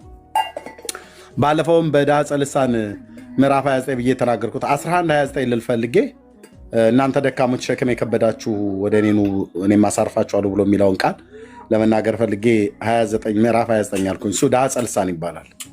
አሁንም ቅድም ልክ እንዳልኩት ማለት ነው። ማቴዎስ ምዕራፍ 28 ነው ያለው። 28 ምዕራፍ ያለውን የቅዱስ ማቴዎስን ወንጌል አንብቡ። 16 ምዕራፍ ያለውን የቅዱስ ማርቆስን ወንጌል አንብቡ። ሁላቸው የእግዚአብሔር ልጅ የጌታችን የኢየሱስ ክርስቶስን የህይወት ታሪክ ነው የጻፉት። ከአምላክነቱ እስከ ሰውነቱ ለበደል ኃጢአታችን መሞቱን ከሙታን መነሳቱን የጻፉት የሉቃስ 24 ምዕራፍ የዮሐንስ 21 ምዕራፍ ያለበትን ወንጌላትን እንዲሁ መልእክታትን የቅዱስ ጳውሎስን የነ ጴጥሮስን የሌሎችንም የነ ያዕቆብና የነ ይሁዳን ሁሉ ጭምር አንብቡ ወንድሞች። ኢየሱስ ክርስቶስን በማመን መዳን የሚገኝበትን ጥበብ የሚሰጧችሁ ቅዱሳት መጽሐፍት እነሱ ናቸው። ዳጊ አንድ ቁጥር ጻፍኩ መሰለኝ። ያው አይ በዚህ እናጠቃለው ብዬ ነው። ምንድነው አሁን ርዕሱ ላይ እዚህ ላይ እንደሚታየው አይተው ከሆነ ምን ይላል? የተወገዘው ገድሉ ወይስ ስህተቱ ብለው ጋዜጠኞቹ ወይም ኢኦቲሲ ቲቪ ይህንን ተምብኔል ያዘጋጁት ሰዎች የሰሩት ደባ አለ እዚህ ጋር ተመልከቱ። እንግዲህ በግልጽ ሙሉ ለሙሉ ነው ቤተክርስቲያኒቷ ገድሉን ያገደችው። ሙሉ ለሙሉ የሆነ ስርዋጽ ተገኝቷል፣ ገጽ እንትን ላይ ያለውን አውጥቼዋለሁ፣ በእንትን ተክቼዋለሁ፣ አስተካክየዋለሁ፣ አርሜዋለሁ አላለችም ቤተክርስቲያኒቷ። ሙሉ ለሙሉ ከፈለጋችሁ መረጃው የምትፈልጉ እኔ ፔጅ ላይ ገብታችሁ ገድሉ ተወገደ የሚል ርዕስ ሰጥቼዋለሁ። የራሳቸው ምልአተ ጉባኤ የወሰነውን ውሳኔ መግለጫ ሲሰጡ ትመለከታላችሁ። እዚህ ላይ ግን አውቀው ለማሳሳት ምንድን ያደረጉት ልክ የሆነ ስህተት ብቻ ተለይታ ገድል አልተወገደም የሚል ፖለቲካ ለመስራት ነው የተፈለገው። በጣም ያሳዝናል። ማለት ሰው ይሄ ሁሉ ስህተት ተገኝቶበታል እያሉ እንግዲህ የራሳቸው አገልጋይ የራሳቸው እንትን የተናገሩ አሁንም ግን ገድሉን ለማትረፍ ያለ መንተፋተፍ አለ። ይሄ ትክክል አይደለም። እሺ ሌላው ደግሞ የተጠቀሙትን ተምብኔል ተመልከቱት። ተምብኔሉ ላይ ይሄ ቀጥታ ከነሱ ያወረድነው ተምብኔል ነው። ወይም ዩቲዩብ ላይ ስትገቡ የሰጡት ርዕስ የሰሩት ፒክቸር ያስቀመጡት ምስል ነው። ራሳቸው ናቸው ይሄን ያስቀመጡት። ራሳችሁ ገብታችሁ አሁን በዚህ ሰዓት ኢኦቲሲ ቲቪ ብላችሁ ብትገቡ ይሄንኑ ተምብኔል ያስቀምጡት። እንግዲህ ሳይቀይሩት በፊት እኔም ቪዲዮ አንስቼዋለሁ፣ ፎቶም አንስቼዋለሁ። ኦኬ እዚህ ላይ እንደምትመለከቱት እቺ ቀዩዋ መጽሐፍ ወይም ገድለ ዮሐንስ መጥምቀ የምትባለው መጽሐፍ ከመጽሐፍት ሁሉ እንግዲህ 3-4 እትም አለ ነው እነሱ የሚሉት። ሊኖርም ይችላል፣ የሚያገባን ነገር የለም። ግን ካለው ሁሉ መጽሐፍ ተመልከቱ። እቺን መጽሐፍ ነው እዚህ ጋር ተምብኔሎ ላይ ያስቀመጧት። ማን ያስቀመጠው? ራሳቸው። ቀስት ያደረገው ማን ነው? ራሳቸው። ርዕስ የጻፈው ማን ነው? ራሳቸው። ፎቶቹን ያዘጋጀው ማን ነው? ራሳቸው። ራሱ የኢትዮጵያ ኦርቶዶክስ ተዋሕዶ ቸርች ነች ይህንን ፖስተር የሰራችው። ፖስተሩ ላይ ከመጽሐፎች ሁሉ የታገደችዋን መጽሐፍ ቁጭ አድርገውላቸዋል። ኤርሚያስ አውጥቶ ሲያነብ ከነበረው መጽሐፍ ጋር ትክክል አይደለምን? ምን ስትሉ ነበር? መጀመሪያ አልታተመም፣ ከዛ አልተሰራጨም፣ ከዛ መጽሐፉ ይሄ አይደለም የታገደው ስትሉ ነበር። ይሄው ራሳቸው ኤርሚያስ እጅ ላይ የምትገኘውን መጽሐፍ ከነ ከለሯ ቁጭ አድርገውላቸዋል፣ ከነ ርዕሷ ከነ ማንነቷ። ስለዚህ አት ዘ ኤንድ ኦፍ ዘ ዴይ ምንድነው እኛ የያዝነው? ብሽቅና ክርክር አይደለም ከኢትዮጵያ ኦርቶዶክስ ቸርች ጋር። ግን ለምንድነው በመጀመሪያ ነገር ግልጽ ያልሆነ መግለጫ ያወጡት? ገድላት እንዲወገዱ እንፈልጋለን። አሁን እንፈልጋለን። ለምንድነው እንዲወገዱ የምንፈልገው? ሰዎች ተረትን መስማት አቁመው የእግዚአብሔርን ቃል መስማት እንዲጀምሩ፣ መስማት ብቻ አይደለም ማንበብ የእግዚአብሔርን ቃል እንዲጀምሩ። በቃ ከገድላት ከድርሳናት ላይ ካለው መርዝ ይልቅ መጽሐፍ ቅዱስ ላይ የሚገኘው የሕይወት ቃል የጽድቅ ቃል ብርሃን የሆነው የእግዚአብሔር ትምህርትና የሐዋርያቶች ትምህርት ይሻላቸው። ሌላው ያጨልምባቸዋል። ያው ድቅድቅ ጨለማንን ያሉት አቡነ ጴጥሮስ ያለ ነገር አይደለም፣ አቡነ ማርቆስ። ስለዚህ ሌላው መታወቅ ያለበት ነገር ተመልከቱ። ገድላት ጋዜጠኛው እኔን የተናገረው በእርግጥ እንግዲህ እንደተማርነው አለ የገድሉን ስህተት ወይም ልክነት ለማወቅ ገድሉን በእርግጥ ብዙ አይነት መንገድ አለ። እንደው አንዱን ምሳሌ የተናገረው እሱ በእሳት ላይ እንጥለዋለን። ከተቃጠለ ትክክል አይደለም፣ ካልተቃጠለ ገድሉ ትክክል ነው ማለት ነው። ገድሉን ውሃ ላይ በመጣል ይታወቃል። ገድሉን ውሃ ላይ ተጠለውና ከረጠበ ገድሉ ትክክል አይደለም። ካረጠበ ኧረ እባካችሁ ለዚህ ዘመን ህዝብ የማይመጥን አይመጥንም። ለዚህ ትውልድ የማይመጥን ተረት አትንገሩት። መጽሐፍቶች መመዘን ያለባቸው በቅዱሱ የእግዚአብሔር ቃል ነው። መመዘኛው የእግዚአብሔር ቃል ነው እንጂ ውሃ ላይ ሆኖ ካልሰመጠ ከሰመጠ ከረጠበ ካረጠበ እሳቱ ከበላው ካልበላው በሽተኛ ላይ አድርገ ነው በሽተኛው ከዳነ ካልዳነ ልክ መስቀሉን 3 መስቀል አገኘች እንትና ከዛ መስቀሉን ለመለየት ተው አይመጥንም። የዚህን ዘመን ህዝብ አይመጥንም። እግዚአብሔር ይፈውሳችሁ።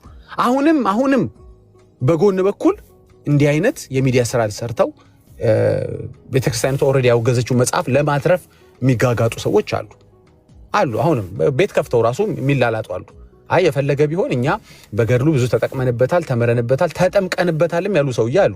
አጥምቄ ተጠምቄበታል ያሉ ደግሞ ቀልደኛ ካህንም አሉ። ያው እኔ ፔጅ ላይ ለጥፌላችኋለሁ። እንዴ እርሶ ሳይጠመቁ ለምን አጠመቁ? ሰውዬ ልጁን ካጠመቁት በኋላ በመጽሐፉ አሉ አንብቤ ሲጨርስ ማጥመቂያ ሳጣ እንግዲህ አስቡት። መጽሐፍ ቅዱስ እንኳን የላቸውም እኚህ ሰውዬ ማለት ነው። ሰው ለማጥመቅ የሚያጠምቁበት አጡና የቀደር መጽሐፍ ማጣሁና ይሄ መጽሐፍ ስለነበረ ገድለ ዮሐንስ መጥምቀ ስለነበር በዚህ መጽሐፍን አንብቦ የተጠመቀ ኃጢአት ይሰረይለታል ስለሚል ሙሉ መጽሐፍ አነበብኩኝና በዚህ መጽሐፍ አጠመቅኩት አሉ። ከዛ ለኔም በረከቱ ይድረሰኝ ብዬ እኔም ተጠመቅኩኝ። እንዴ መጀመሪያ ሳይጠመቁ ነው እንደሚያጠምቁት? እርሶ እንደ በኦርቶዶክስ አስተምሮ እኮ ቢያንስ እርሶ በ40 ቀኑ የተጠመቁ ሰው መሆን አለበት። እንደው እሺ በኋላ ላይ ወደ እምነቱ የተቀላቀሉ ከሆኑ ደግሞ ማጥመቅ ድረስ የደረሱ ካህን ከሆኑ እንዴት ያልተጠመቀ ካህን ያጠምቃል? ምን አይነት መውተፍተፍ ነው? መጽሐፉን ለማትረፍ ነው ይሁሉ እንግዲህ ለምን ተወገዘ ነው። ከዛ ምን አሉ? ተኝቼ ከሰማይ ምናምን ራእይ ታየኝ፣ መጽሐፉ የክብር መጽሐፍ ክብር እንዳለበት ነው ተረዳሁ ነው በረከት እንዳለ እንዴ። በዚህ በኩል ብልአተ ጉባኤው ሙሉ ለሙሉ ስተት አግኝቼ አውግዣለሁ፣ የሆነ ገጽ የሆነ ክፍል አይደለም ይላል። በዚህ በኩል ደግሞ አረ ከዚህ መጽሐፍ ተጠቅም ያለው ደግሞ የሚላል። ምንድነው ባቢሎናዊነቱ? ለምንድነው እዚህ ላይ ድረስ ያሻቀበው? በጣም ነው ያሻቀበው። ገድል መመዘን ያለበት ውሃ ላይ ወሩረው አይደለም፣ እሳት ላይ ወሩረው አይደለም። እና የእግዚአብሔር ቃል አለለ ወንድሜ በደንብ አድርጎ ያነጥርልሃል። መመዘን ያለበት በእስትንፋሰ እግዚአብሔር ቃል ነው መመዘን ያለበት። ፕሊስ አይመጠንም። ይሄ ትውልዱን የማይመጠን ነገር አትበሉ። እሺ የመጨረሻው ምንድነው? ገድሉ ሁሉ ታርሞ ከወጣ ምን ልትሆኑ ነው አልከን መዝሙረ ያሬድ። ገድሉ ሁሉ ታርሞ ከወጣ ምን ሰርታችሁ ልበሉ ነው ወንድሜ። መጀመሪያ ስራችን ገድል እንትን ማለት አይደለም። ማለት እንጀራችን በገድል ላይ የተጣለ አይደለም፣ የተመሰረተ አይደለም። ሁላችንም ሰርተን የምንገባንም የማንሰራን ከሆነ ወንጌል ስራችን ነው። ኦኬ አንተ ገድሉን አርም አውጣ እንጂ ለእኛ ችግር የለም። ይራበን እንጀራም ከሆነ ግድ የለም። እስኪ አንተ አርም አውጣ። በመጀመሪያ ታርሞ ከወጣ የሚለውን ቃል ለምን ተጠቀምክ? አየህ ገብቶሃል። የሚተርፍ ገድል እንደሌለ ታርሞ የሚታቀፍ የሚቀር የሚሰነብት ገድል እንደሌለ ገብቶሃል። ይሄ መታረም የሚባል ነገር ከቀጠለ መውጣት ነው የተጠቀምከው ቃል ራሱ ታርሞ ከወጣ አለ። አዎ አየህ ስርዋጽ ያልከው ነገር ውሸት ነው። ስርዋጽ አይደለም በየገድላትና ድርሳናት ውስጥ የተሰገሰገው መርገም ነው የተሰገሰገው። በእግዚአብሔር ሉዓላዊነት ማንነት ላይ ክብር ላይ የሚያላግድ ነው የሚያላግጥ ነው። ምን ይሻላችኋል ሳይሆን ምን ይሻለናል ነው። ምን ትበላላችሁ ሳይሆን ምን እንበላለን ነው። ምክንያቱም በገድላትና በድርሳናት ላይ ተንጠልጥለው አይደል የጻድቁ መታሰቢያ ያደረገ ምሬ ምርልሃለሁ ብሏል እያሉ ጸበል ጸድቅ እያሉ የሚያስወጡት እሱን የሚበሉት እነ ያሬድ ናቸው፣ እኛ አይደለንም። ጸበል ጸድቅ ብለው ለጻድቁ መታሰቢያን ዝክር የዘከረ ብለው የማይገናኝ ጥቅስ የማቴዎስ ወንጌል መጽሐፍ ምዕራፍ 10 ቁጥር 40 እስከ 42 ያለውን ጠቅሶ ማን ነው ሲበላ ሲጠጣ የሚውል? የዓመቱ ነው የወሩ ነው እያለ እኛ ነን ወይስ እነሱ?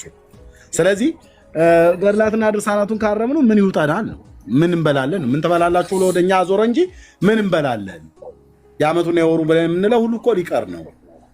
ያው እኔ ይገባኛል። የቤተ ክህነቱ ዳጊም ይገባል። ይሄ ነገር እንዴ ነው እንጂ ቆይ አሁን እኮ መሰለህ እኮ ቆይ ለሙስሊም አስበዋል። ቁርአኑን ቆይ ሙስሊምን አስጣልከው፣ እሺ ከዛ ምን ልትሰራ ነው ይባላል እንዴ? ቁርአን ይጣል እንጂ ደግሞ ምን ልትሰራ ነው? ባልሰራስ ከዛ በኋላ እኔ ጌታ ቢወስደኝስ ምን ጨነቀኝ? ሰውየው ወንጌል ከሰማልኝ፣ ሰውየው ጌታን ከተቀበለ፣ የዘላለም ሕይወትን ካገኘ በኋላ እኔ ምን አገባኝ? እድሜ ጨምሮልኝ ለሌሎችም ምክንያት ብሆን ደስ ይለኛል። ካልሆነ ግን ሚሽን አኮምፕሊሽድ። እንዴ ቁርአኑን አስጥልኸው ከዛ ምን ልትሆን ነው ብሎ ጥያቄ አለ እንዴ? ገድልን አስጥልኸው ከዛ ምን ልትሆን ነው? ምን አይነት ወሬ ነው? እንጀራዬን አስጥልኸኝ ነው የሚባለው። ድቁና እኮ ድቁና የሆነው እንትን የሚባል ደብር በእንትን መጽሐፍ ላይ ተንጠልጥሎ ስለተመሰረተ ታቦቱም የእንትን ተረትን ተከትሎ ስለተመሰረተ ነው። ድቁኔን ውሃ እንትን ፍሬከር ሲክሪት ታረገው ነው ወይ ጥቅም አልባ ልታረገው ነው ወይ ነው እንጂ ገድል ላይ እንጀራ ያለ እንዴ? ለአንተ እኮ ነው የሚጠቅምህ እኮ። አድባራቱ ታቦታቱ ከየት የመጡ ናቸው? ምንን ተከትለው የመጡ ናቸው?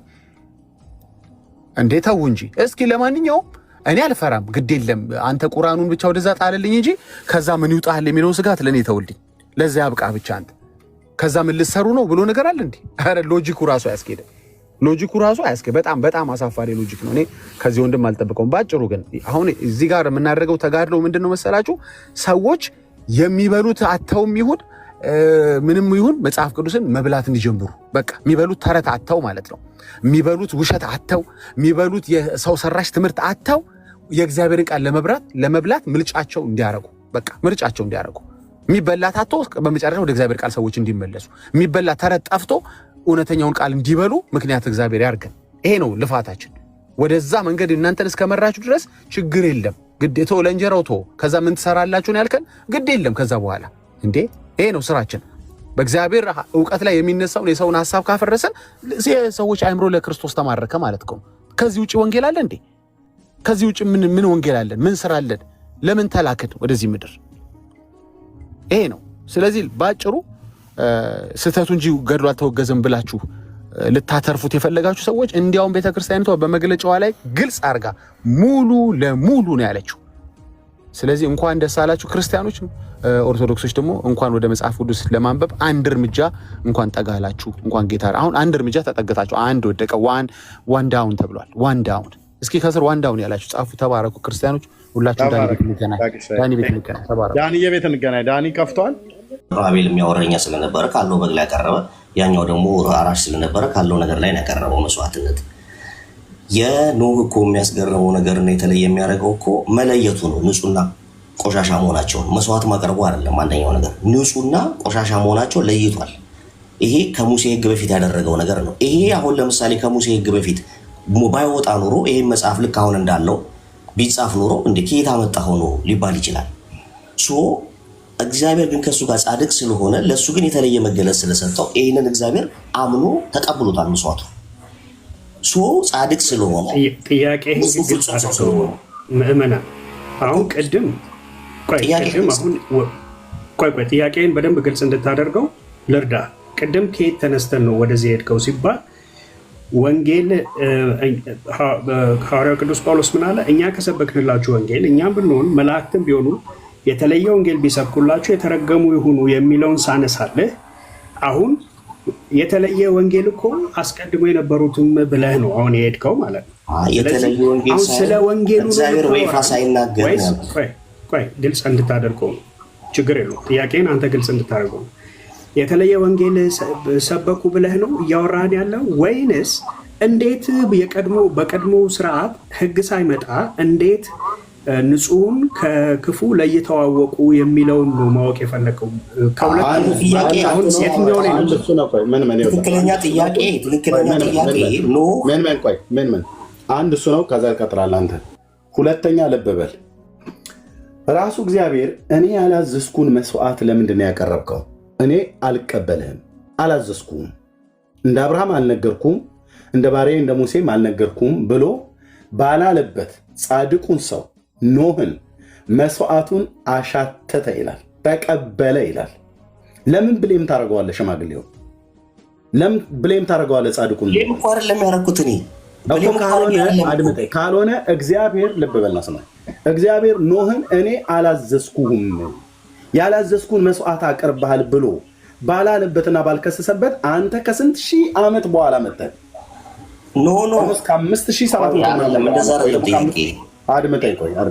ከ5500 ከ5000 ምናምን ነገር ዓመት በኋላ መጥተህ ያለው ሰውዬ በህገ ልቦናም ጻድቅ የነበረው የተመሰከረለት ጽድቁ፣ በህገ ኦሪትም ጽድቁ የተመሰከረለትን፣ በአዲስ ኪዳንም ጽድቁ የተመሰከረለትን ጻድቁ ኖህን ለመኮነን እራሱ አምላኩ አልቀበልህም እኮ አላለው። ማን አዘዘህና ነው አንተ ለእኔ እንደዚህ አይነት የምታቀርብልኝ? በምን አወቅህ ንጹህ መሆኑን አለመሆኑ? እኔ ያላልኩህን አንተ ማነህ ለእኔ እንደዚህ ልታቀርብልኝ? በየትኛው ህግ መሰረት አዘዝኩና ነው ያልታዘዝከውን የምታቀርበው ለእኔ ብሎ አላለውም። የተቀበለውን የጻድቁን ሰው አሁን ለተጠይቀው ጥያቄ መልስ ስታጣ የተቀበለውን እግዚአብሔር የተቀበለውን የጻድቁን ሰው መስዋዕት ለማቃለል ከተረቱ አስመልጡኝ ነው። ልሽሽ ከዚህኛው አስመልጡኝ ካልሆነ በስተቀር ምንም የምትፈይደው ነገር አንዳች ነገር የለም ነው የምለው። እውነት ለመናገር አልኮነንኩትም እኮ ነው። እኔ እኮ ጻድቅ ሰው ነው እያልኩ እኮ ነው። ፍጹም ሰው ነው፣ ጻድቅ ሰው ነው ይላል እኮ። ያወቀው በህገ ልቦና በህሊና ህግ ነው ያወቀው እኮ። የህሊና ህግ ማለት ምን ማለት ነው? የህሊና ህግ ማለት ሮሜ መጽሐፍ ምዕራፍ 7 አንብበ እኮ ለህሊና ህግ ተሰጥቷል። ህግ አለ። የህሊና ህግ ማለት ልብ በለስ ስማኝ፣ ሰዎች ክፉና ደጉን የሚለዩበትና የሚያውቁት ድንጋይ ጽላት ላይ ተጽፎላቸው ነው እንዴ? አይ እኮ ምን ናቸው የህሊና ህጎች የሚባሉት? አድመጠኝ። ድንጋይ ጽላት ላይ ተጽፎላቸው ነው ክፉና ደጉን የሚያውቁት ሰዎች። ሰውማ እግዚአብሔር ስላለ ክፉና ደጉን ያውቃል። ፔሪየድ። በቃ በዛ ነው ያወቀው ነው። ክፉና ደጉን እኮ ነው ክፉና ደጉን ህገ ልቦና ማለት እሱ ነው። አሁን አንተ ስለ ህገ ልቦና ማረለ እኔ ጥያቄ ነው። በምን አወቀ? ጻድቅ ስለሆነ ፍጹም ስለሆነ በህገ ልቦና አወቀ እኮ አልኩ። በህሊና ህግ አወቀ ማለት እኮ ነው። የህሊና ህግ ማለት ሮሜ መልእክት ላይ ሀሳባቸው እርስ በርስ ሲካሰስባቸው እኮ ይላል። የህሊና ህጎች የሚባሉት ምን ናቸው ከነበሩ? አንድ ይሄ ብቻ ነው። ኦርቶዶክስ ያደረኩ ገድለ መጥምቀ ዮሐንስ ላይ አወራው። ኦርቶዶክሳዊ ስለሆነ ይህንን የደብተራ ቅርሻት ለመደበቅ ብለው ነው። ከዚህ ያለፈ ነገር ሌላ ልታወራ አትችልም። አንድ ብጠይቅህን ብሉይ ኪዳን ላይ እዚሁ ወጥሬ ቢይዝህ ላበላብተው በቁምህ ነው የሚያልብህ። ጌታ ኢየሱስ ምስክሬ ነው። ብሉይ ኪዳን ላይ አንተ አይደለም ሂድና ሌሎችን ጥራ ከፈለግ። በቅንነት ሲነግሯችሁ አትታበይ፣ አትወጠር። ምንም ቀኝና ግራ ጆሮ ለይተህ የማታውቅ ሰውዬ ማለት ነው። ነገርኩ። በህገ ልቦና ማለት አድምጠኝ። በህገ ልቦና ማለት ህገ ኦሪት፣ ህገ ልቦና ማለት ዘመነ አበው ላይ የነበሩ ሰዎች በሲና ህግ ከመሰጠቱ በፊት የነበረውን በህገ ልቦና ነው የሚያውቁት። ሀሳባቸው ውስጥ አለ። እግዚአብሔር ሰውን ሲፈጥር እንደዛ አድርጎ የህሊና ህግ ጭምር ውስጣቸው ፈጥሯል። ሮሜ መልክ ቅዱስ ጳውሎስ ያለው ገዛ ከሆነስ እሺ ወንድምነት ዮሐንስ ላይ የምታወራ ከሆነ አውራ፣ ካልሆነ ሄድና ሰኔ ጎልጎታን አንብብ። ብራዘር የማታውቀውን አታውራ። ታበይብኝ ብለህ እንዳትል ጌታ ኢየሱስ ምስክሬ ነው። አሁን በቁምህ ያለ ባህል ብሉይ ኪዳን ከኔ ጋር ብታወራ በቁምህ አልኩ። ይህንን ወልካፋ የሆነ መጽሐፍታችሁን ለማዳን ፈልገህ ከሆነ ምንም አትችልም። ከዚሁ ነገርን በቅንነት ማለት ነው። ሮሜ መልክ መጽሐፍ ምዕራፍ 7ን ስታነብ ቅዱስ ጳውሎስ ተናግሯል ስለ ህገ ልቦና፣ ስለ ህሊና ህግ። ኦኬ በቅንነት ነገርን። ጻድቁን ሰው ልትከስ፣ ጻድቁን አምላክ ልትከስ፣ እሱ ራሱ እግዚአብሔር ያልጠየቀውን ለጻድቁ ለኖህ ማን አቅርብልኝ ብሎ አለ። እኔ ልከስ አይደለም እሱ ነው የመጣሁት። እሺ እታች ወረድ፣ ታብታብ አድርግ። እሺ እታች ወረድ። በህገ ልቦና የተጻፈውን ህግ በሰው ህሊና ውስጥ ነው ያለው። እግዚአብሔር አምላክ ብሌም አላደረገውም፣ አልከሰሰውም። ጻድቁ ነው ማቅረብልኝ ብሎ አላለውም። ጻድቁ ጌታ በጽድቅ የሚኖረውን የባሪያውን የኖህን መስዋዕት ተቀብሏል። ፒሪየድ አለቅ። እንዴት አወቀ እነዛ እንስሶች ንጹሐን መሆናቸውን? በህገ ልቦና ነው፣ በህሊና ህግ ማለት ነው። የተጻፈ መጽሐፍ ስላለ ብቻ አይደለም የሚያውቀው። እንዴት ኖህ አካሄዱን ከእግዚአብሔር ጋር፣ ሄኖክ አካሄዱን ከእግዚአብሔር ጋር እንዴት አደረገ? በምን አውቆ? የእግዚአብሔርን አካሄድ በምን ተረዳና? አየህ፣ ይህንን ሁሉ አያውቅም።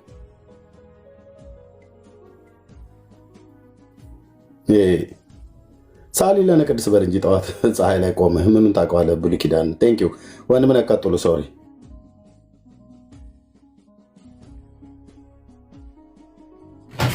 አይ በቃ መጽሐፍ ቅዱስ እኮ ስለማያነቡ ነው አሁን የሁሉ ችግር። መጽሐፍ ቅዱስ ስለማያነቡ ገድላትን ለማትረፍ ሲሉ የማይገቡበት ነገር የለም። በቃ ሲምፕል እኮ የሆነው መልስ ምንድን ነው? አቀረበ፣ መስዋዕቱን እግዚአብሔር ተቀበለው። እግዚአብሔር እስከተቀበለው ድረስ ንጹህ መስዋዕት ነው።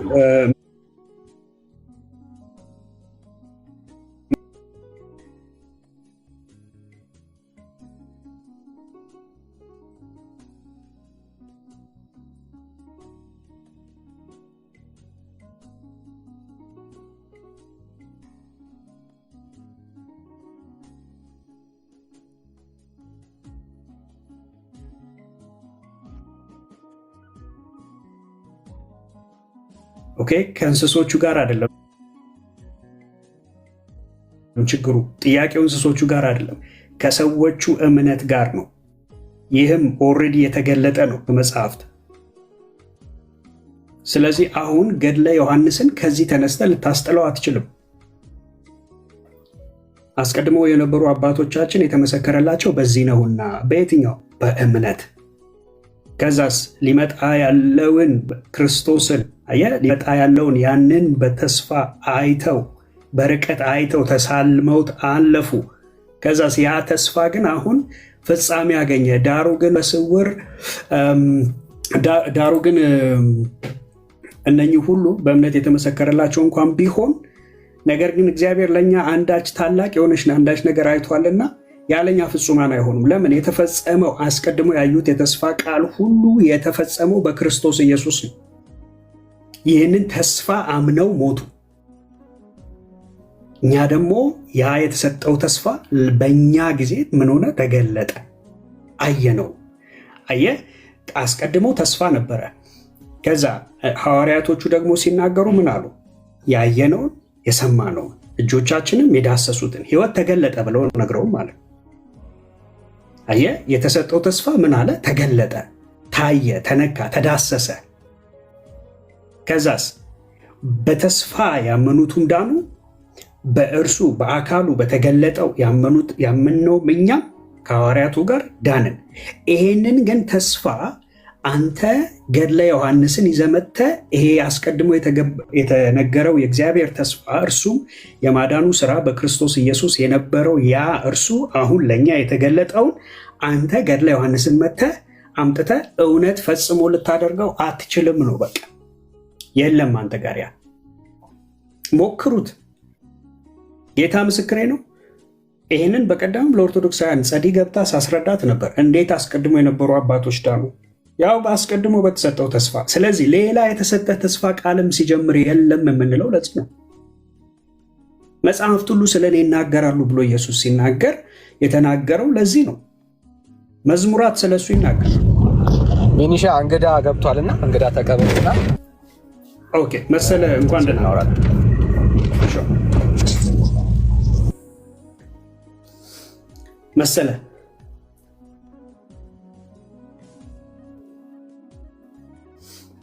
መሰለ መሐመድ ሚዩትን አንሳውና አወራን ወንድማችን። እኔማ ኤርሚን ለማመስገን ነው የገባው። ኤርሚን እግዚአብሔር ይባርክ፣ እግዚአብሔር ጸጋ ያብዛል ልለው ነው የገባው። ሌላ ምንም አይደለም። እንዳንተ አይነት ይብዙልኝ ኢየሱስ ክርስቶስ፣ እንዳንተ አይነት ያብዙልኝ ለማለት ነው። እሺ ጸጋ ይብዛል። ኤርሚ ሰምቷል። ተባረክ። አንተ ቦታውን ለኦርቶዶክሳውያን ስለምንፈልገው አንዴ ላስወርድ። ተባረክ። ጸጋ ይብዛል። እሺ እሺ እሺ ኦኬ እሺ። ኦርቶዶክሳውያን ካላችሁ ነው ግቡ። የላከው ወንድም ቢኒ አዮኒ ነው ምናምን። እሺ እሺ ገብሬ ወደ አንተ እንመጣለን። ቆይ ቢኒ ዮኒ ወይ አቤት። እንኳን ደህና መጣ። ከየት ቤተ እምነት ነህ? እዚሁ ማቂ ነኝ። እኔ አማኝ ነኝ፣ ፕሮቴስታንት ነኝ። ኦኬ እሺ ጸጋ ይብዛል። እሺ እንቀጥል። ሌሎች ኦርቶዶክሳውያን ካላችሁ ግቡ። ገብሩ ማለት የምትፈልገው ነገር ካለ በል ነው። ኦርቶዶክሳውያን ካላችሁ እንቀበላችሁ። እኔ የሚገርመኝ ብንየ መሰለህ የሚያሳዝን ነገር ካለ የኦርቶዶክስ አማኞች በቃ የውሸት መፈንጫ መሆኗ በጣም ነው የማዝነው ማለት ነው። ምክንያቱም የዮሐንስ ገድል ዮሐንስ ለእግዚአብሔር ነው የኖረ ወይስ ለራሱ የኖረ ብሎ የሚያስተነትን ኦርቶዶክስ ነኝ ብሎ ሚፈነጭ በጣም ነው የሚገርመኝ፣ በጣም ነው የሚያሳዝነው። ለምሳሌ ሐዋርያት የእግዚአብሔር መልእክት ሁሩ መሃሩ ሁሉ አሕዛብ ህዝበ ዘትብሉ ዘታጠምቁ በሉ መስማዕ ወወልድ ወመንፈስ ቅዱስ ሲላቸው ጌታችን ኢየሱስ ክርስቶስ ስለ ኢየሱስ ክርስቶስ አስተምር ነው ያላቸው እንጂ ስለነሳቸው ስለ ራሳቸው ገድል አልተጋደሉም። ስለዚህ ውሸት መሆኑ የኛ እምነት በጣም ነው የሚያሳዝነው። በቃ ብታስገባኝ ኑሮ ለልጁ ማለት ነው በጣም ነው እንትን ያለኝ። የሚገርመኝ ነገር የኦርቶዶክስ መሸሸጊያ፣ የውሸቶች መሸሸጊያ ዮሐንስ ለራስ ነው የተጋደለ። ስለ እውነት ከሆነ እውነት ማን ነው? እውነት ኢየሱስ ክርስቶስ ነው። ጻድቅ ወሄር ኢየሱስ ክርስቶስ ነው። ሊቀ ካህናት ኢየሱስ ክርስቶስ ነው። ጻድቅ ማለት እውነት ነው። እውነተኛ ደግሞ ማን ነው? ኢየሱስ ክርስቶስ። ስለዚህ ለድህነት ኢየሱስ ክርስቶስ በቂ አለመሆን ነው። ሌላ አጋዥ ነው የፈለገ። ኦርቶዶክሳውያን ማስተካከል ያለባቸው የኢየሱስ ክርስቶስ መወለድ፣ መሰቀል፣ መሞት፣ ከሙታን መነሳት ዓላማ ምንድን ነው? የኢየሱስ ክርስቶስ ሁሉ ነገር ለኛ ብሎ የከፈለው መስዋዕት ለኛ አይደለም እንዴ? ምን አጋዥ አስፈለገ? አጋዥ ፈልጎት ነው? ደካማ ሆኖ ነው? የማይችለው ነገር ኢየሱስ ክርስቶስ ያልቻለው ዮሐንስ ገድል ያድነኛል ለማለታችን ኦርቶዶክሳውያን በጣም የሚያሳዝን ነገር ነው። ከበቂ በላይ ነው። አቤት አንድ እንግዳ እንቀበልና እንቀጥልበታለን። እሺ ወንድም። እሺ ወንድም። እሺ ገረመው፣ እንኳን ደህና መጣ።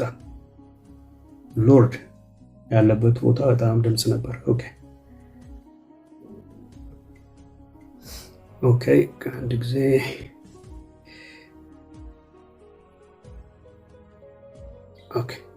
ቀጥል ገብሩ። በቃ ቀጥል። ይቅር ኦርቶዶክሳውያን ማሰብ ያለብን ነገር ማለት ነው የተኛው ነው እውነቱ ማለት ነው። እውነት ማን ነው? ዓላማው የኢየሱስ ክርስቶስ መወለድ፣ መሰቀል፣ ከሙታን መሰቀል ነው እንጂ ማስፈክ ያለብን መስቀሉ ሳይሆን መሰቀሉ። መድህኑ ማን ነው? አዳኙ ማን ነው?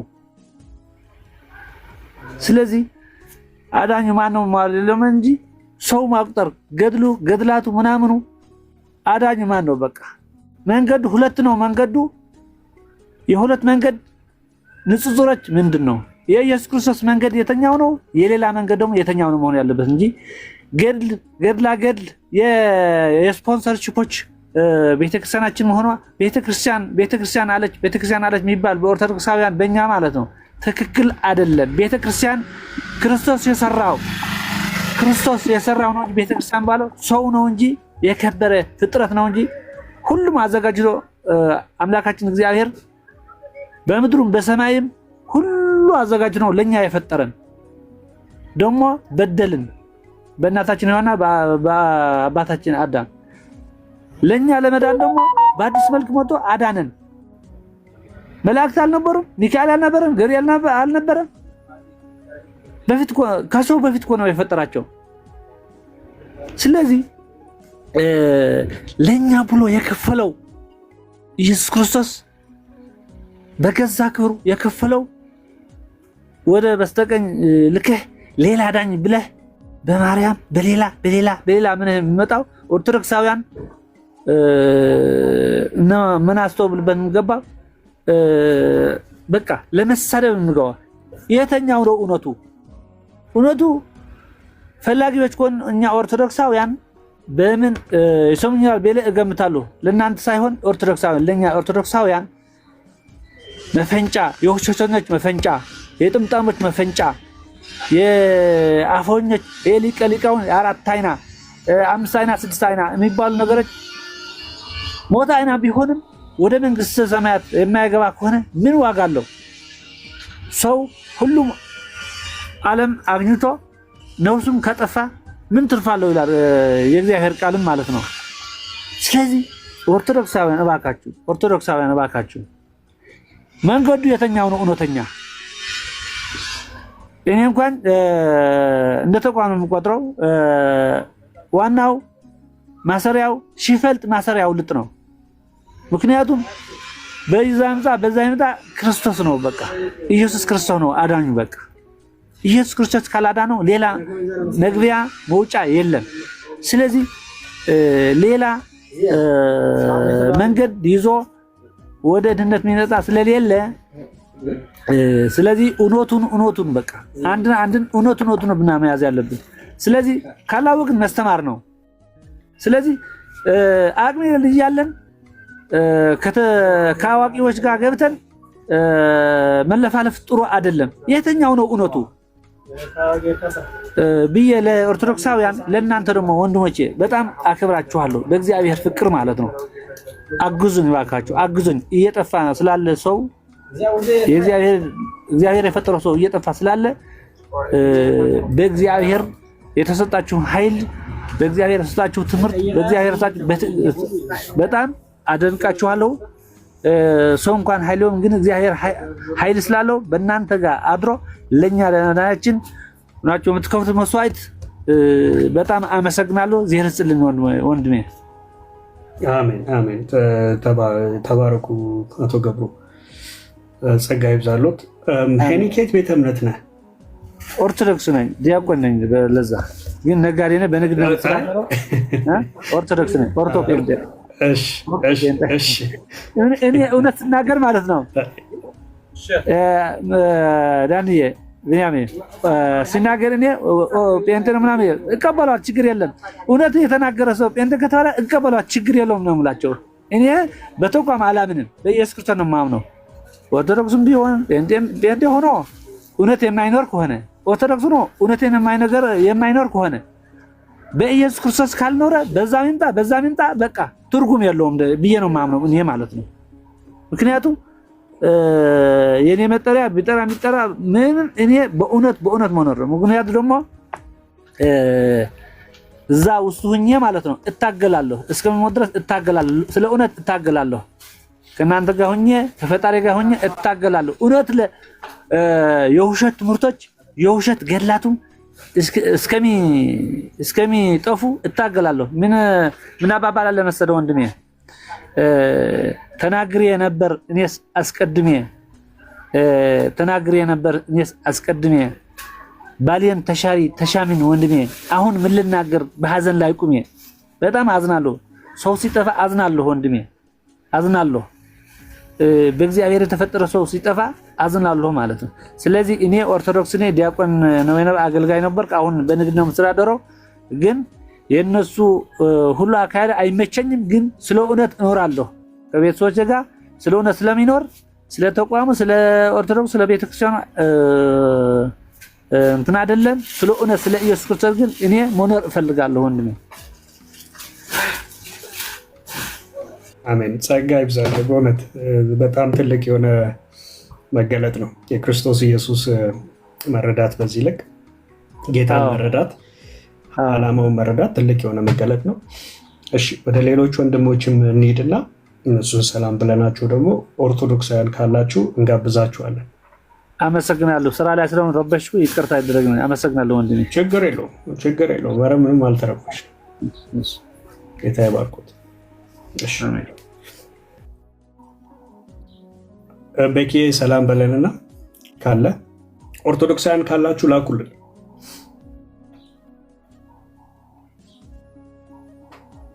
ኦርቶዶክሳውያን ገድለ ዮሐንስን እስቲ ኑና እውነት አድርጉት ፕሊዝ። በድንግሊቱ እንለምናለን። አንድ ኦርቶዶክሳዊ ልኬልህ ነበረ።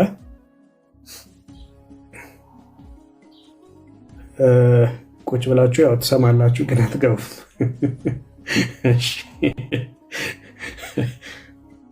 ኑና ገድላችሁን አስትሉ እንጂ ማነሽ ነይ እስቲ ረሳሽን ሰብስቢ እንደተባለች ኑና ሰብስቡ። አንድ የተጣለ ገድል አለ። ኑና ሰብስቡ ፕሊዝ። እንዴ ምንድነው መፋጠጥ?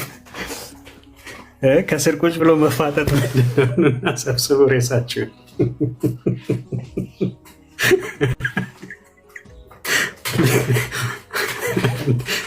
አንድ ቀብር ስርዓት እንኳን አትደርሱም እንደ እናንተ ግን አይደብራችሁም?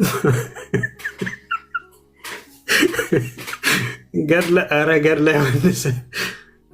ዮሐንስ ገድል ገብቷል። ኑና አስጥሉልን እንዴ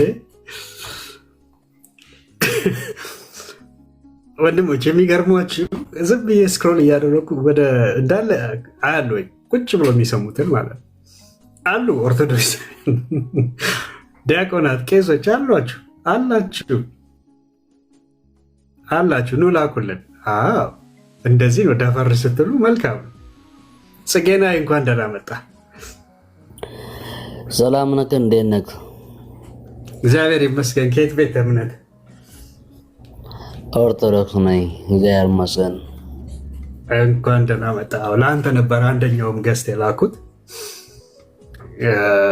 ገድለ ዮሐንስን እንግዲህ እንድታስጥለው ነበረ።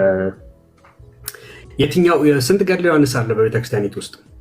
ቆይማ አይ ዝም ብሎ ለአንድ ሰው ስለገባ ሪኩዌስት ይላካል እንዴ? እንደዛ ነው። እኛ እናስገድድም። እኛ በጨረታው አትገደዱ። አይ አስገድኸኝ ምናምን ሳይሆን ሰው ቤት እንዳለ ምናምን አታውቅም አይደል? ኦኬ ባይ ዘ ዌይ ኦኬ ሶ እናንተን የምትጠሩት በገድላት ላይ ያለ ሰዎችን ያስገባቸውን ቤተክርስቲያኒቱ እንድታርመው አይደለም ዓላማህ ነበረ ወይም ዓላማችሁ የነበረ? ኦኬ ታዲያ ኦኬ ሶ ናው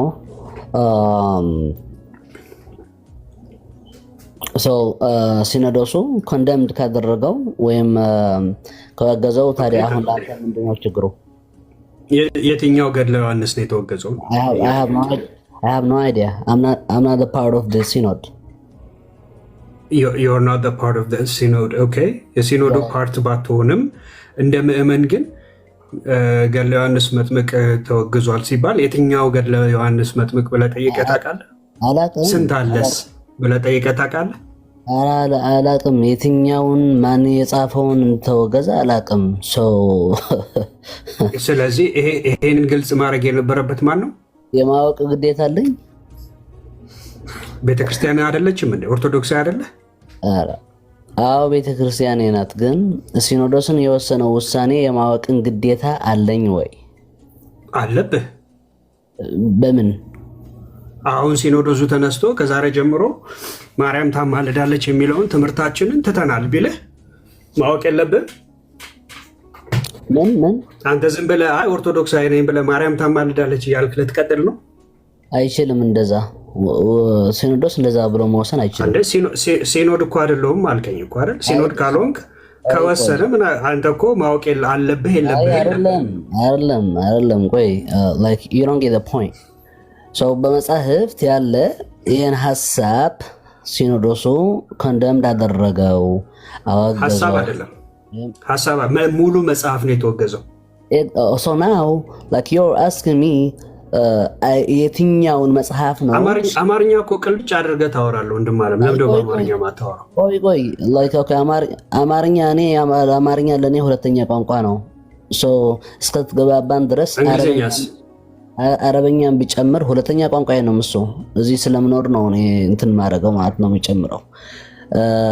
አረበኛን ቢጨምር ምን ችግር አለ? ቋንቋ አጣላለም። ቀጥል አሁን ወደ ሐሳቡ። ኤግዛክትሊ ሶ አንተም እየጨመርኩ ነበርኩ። ብዙ ኦዲየንሳችን አማርኛ አንተን ቢያው ምንም ችግር የለውም። ወደ ገደለው ቃሉን ግልጽ አድርገው ብዬ ነው። ምንም ችግር የለውም። አሁን አንተን እየጠየቀኝ ጥያቄ ምንድን ነው? የትኛውን ገድለ ዮሐንስ ነው የወገዘችው አልከኝ። እኔ እንጃ አላውቅም አልኩ። ኦኬ ብዙ ቆይ ገድለ ዮሐንስ ብዙ ህትመቶች ሊኖሩ ይችላሉ። በብዙ ሰዎችን የታተሙ ሊኖሩ ይችላሉ።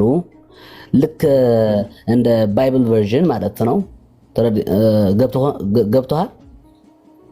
ባይብል ቨርዥን ላይክ አዲሱ መደበኛ የሚባል አይደል? መጽሐፍ ቅዱስ አይደለም እሱ?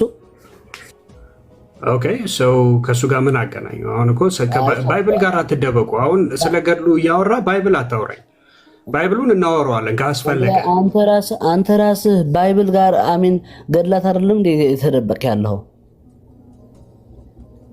ስለዚህ የገድላት አንጻራዊ ባይብል ነው ማለት እኩል አድርገን የምናስተያየው ከመጽሐፍ ቅዱስ ጋር ነው ማለት ነው። ያላልኩት አትበል። እኔ ለማለት የፈለኩት ምንድነው አሁን የፕሮቴስታንት ህብረቶች መጽሐፍ ቅዱስን አውግዘናል ቢሉ የትኛው መጽሐፍ ቅዱስ ነው አውግዛችሁት ካልኩ ከምን አንጻር ነው እየተናገርኩት ያለ?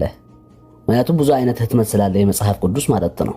የተለያየ ህትመት ስላለ ስንት አይነት ህትመት አለ ገድለ ዮሐንስን በተመለከተ? በጣም አላቅም ካልኩህ እኮ ፎር ዳት አላቅም። ስለዚህ የትኛው እንደተወገዘ አታውቅም። የማወቅ ግዴታ ደግሞ የለብኝም። በጣም ጥሩ። ስለዚህ አሁን ገድለ ዮሐንስን አንስተህ ስታነብ እንደዚሁም በቤተክርስቲያኒቱ ዲያቆን ነህ? ኦፍ ኮርስ የስ ዲያቆን ነህ። እንኳን ደህና መጣ። በጣም ጥሩ። አንተ በገድላትና ድርሳናቱ ታምናለህ አይደል? ከመጽሐፍ ቅዱስ ማይጋጭ ከሆነ ቤተክርስቲያናችን ገድላት ትቀበላለች። መጀመሪያ በምን አንተ ነው የጠየቁ። ቆይ አልጨረስኩም። ትቀበለዋለህ ወይ? አዎ ወይ አይደለም ነው? ኦፍ ኮርስ የስ ገድላት እቀበላለሁ። የምቀበለው ደግሞ በቤተክርስቲያን ታሪክ በሲኖዶስ ነው፣ በጉባኤ ነው። ጉባኤ ሰደቅያ የምታውቀው ከሆነ የመጽሐፍ ቅዱስ ዲቫይን ስክሪፕቸርስ የሚባሉ ከዘረዘረ በኋላ እንደገና ደግሞ የሰማዕታቱ መጻሕፍት በቤተክርስቲያን እንዲነበብ ወስነናል ብለዋል። አንብበው ከሆነ ማለት ነው። እሺ የትኛው ገድል ነው አሁን በሲኖዶሱ የተወሰነው? ይሄ ነው ትክክል የተባለው? የምን ስለምታምንባቸው ስለምታስተምርበትም ዲያቆንም ስለሆንክ አሁን የትኛው ገድል ነው በሲኖዶሱ ትክክል የተባለው? የትኛው ገድል ነው በሲኖዶሱ አሁን አንድ ነው ትክክል አይደለም የተባለው? እኛ ገድለ መጥምቅ ዮሐንስ የሚባለው ነው። ኦኬ ከሱም ገድለ መጥምቅ ዮሐንስ ከሚባለው የትኛው ገድለ መጥምቅ ዮሐንስ የሚለው ጭራሽ እስካሁን መልስ አልተሰጠበትም። እየጠበቅን አልኩህ እኮ እኛ እስከምናውቀው። ኧረ ብራዘር እንዳለን እኔ አላውቅም አልኩህ እኮ ዲያቆን። ኧረ ዲያቆን ሰው እኔ ስታወራ ዝም ብዬ ሰማሁ። አሁን ሳወራ ዝም ብለህ ስማኝና የምጠይቅህን በስርዓት መልስልኝ። ኦኬ ገድልና ድርሳናቶቹን ታምንባቸዋለህ። ሲኖዶሱ በእነኚህ ገድላትና ድርሳናት ብቻ ተጠቀሙ ብሎ ያወጣው የገድልና የድርሳናት ሊስት አለ? በሲኖዶስ የታተመ ገድልም እኮ የለም እኮ አለ እንዴ? በሲኖዶስ ታትሞ የሚያቅም ትቀበላቸዋለህ አይደለ? ቆይ ኧረ ወዳጄ ትቀበላቸዋለህ? እቀበላለሁ ብለሃል እኮ። ኦፍ ኮርስ የስ እቀበላለሁ አልኩ። ቅድም ምን አልከኝ? እቀበላለሁ ስትል እቀበላለሁ ስትል ጨርሰኝ። እኔ አይደለም አያይዘህ የተናገርከው እቀበላለሁ ስትል የሰማሁም እኔ ነኝ ስታወራ ወንድም ማለት ነው። ተጠያቂ እኔ እስከሆንኩ ድረስ እኔ ነው ማብራራት ያለብኝ። አውርተህበታል እኮ በምን መልኩ ነው እኔን የምቀበለው የምለውን እኔ ነው። አይ አንተ እንደ ጠያቂ መጠን አንድ ጥያቄ ጠይቀህ ዝም ብትል፣ እኔ እንደ ተጠያቂ መጠን ደግሞ እኔ ብዙ ብናገር ነው ጥሩ። ምክንያት ተጠያቂው እኔ ነኝ። ጥያቄ ፈጥሮብኝ እኮ ነው የተናገርከው ላይ። ለዛ እኮ አሁን እየጨምሬ እኮ እየጠየቅኩ እንዴ። በሲኖዱ የጸደቀ ከሆነ በኒቅያ ጉባኤ የጸደቀ ከሆነ እቀበለዋለሁ ብለኸኛል አላልከኝም? መጀመሪያ እሱ ላይ እንስማ። በኒቅያ አላልኩህም። መጀመሪያ አድምጠህ ስማ። በምን ጉባኤ ጸደቀ ነው ያልከው? ኦኬ ጉባኤ ሰደቅያ ነው ያልኩ። እሱም ይቅርታ አድርግልኝ። ኦኬ እሱ ጉባኤ ካርቴጅ ለማለት ነው። ኦኬ ካርቴጅ ለማለት ነው። እሺ ካርቴጅ ለማለት ነው። እሺ አስወጥቼ ላሳይህ እችላለሁ። እሱን የመጽሐፍ ቅዱስን ዝርዝር የቡሪያትና የሐዲሳትን መጽሐፍትን ከዘረዘረ በኋላ አዲሽናሊ ብሎ እንደገናም በተጨማሪም የሰማዕታትን ምስክር የሆነ በቤተ ክርስቲያን ውስጥ እንዲነበብ እንወስናለን ብሏል። አሁን ነው የሰማዕታቱን መጻሕፍት ዝርዝር አላስቀመጠም። ምክንያቱ ሰማዕታት እስከ መጨረሻ ዓለም ይኖራሉና። የሰማዕታቱ ምስክር ምን ማለት ነው? አሁን እኮ ለምንድን ነው የምታረዝመው ዲያቆን? እንደ እዚህ ጋር እኮ አሁን የኦርቶዶክስ አውደ ምሕረት ላይ እኮ የምትሰብክ አደረከው። ቆያ ዲያቆን የተጠየቀው በቃ በጣም እኮ ግልጽና አጭር እኮ ጥያቄ ነው። ገብቷል? ድርሳንና ገድላት ድርሳናት ታምራቶቹን ትቀበላቸዋለህ? አዎ አልከኝ ወንድሜ። የወሰነው አልከኝ። የወሰነው ይህና ይህን አላለም ለማለት ነው። ዲያቆን ምን ይደረክ ነው? በግልጽ ከተጠየቀው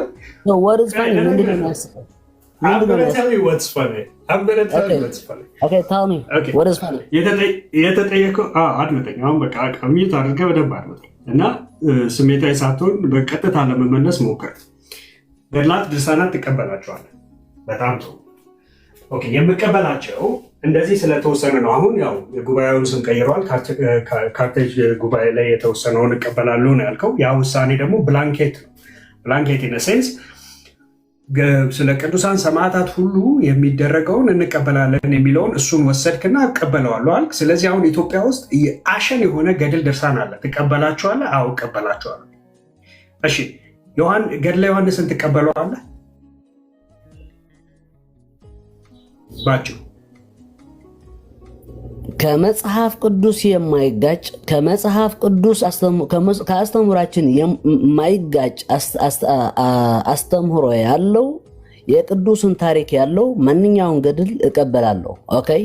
በገድል ሰው ያስገባውን ሐሳብ ከኖረ ግን ሰዎች የራሳቸውን ስርዋጽ ካስገቡ ግን እኔ የመቀበል ግዴታ ያለብኝም። እሱ ባለመቀበሌ ደግሞ ኦርቶዶክስ አይደለህም መባል አይችልም። አንተ እኮ አሁን ወንድሜ ቆይ ገድልና ድርሳናትን ደግሞ ካልተቀበልክ አሁን መምህራኖች አይ ቆይ አንድ ብቻ ልበልና ከዛ እኔ የሚታረጋለሁ። እሺ ይቅርታ አድርግልኝ። ችግር የለውም። አሁን የእናንተን ችግር እኮ ቤተክርስቲያኒቷ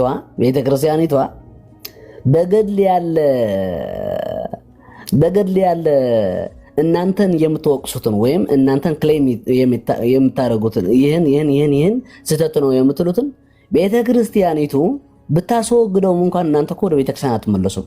ምክንያቱም በገድል አላችሁ መወጣችሁት። ገድላት ምንድነው? ሃዮግራፊ ኢዝ አን ኤክስኪውዝ ራይት ናው ማለት ነው። ጎ አሄድ።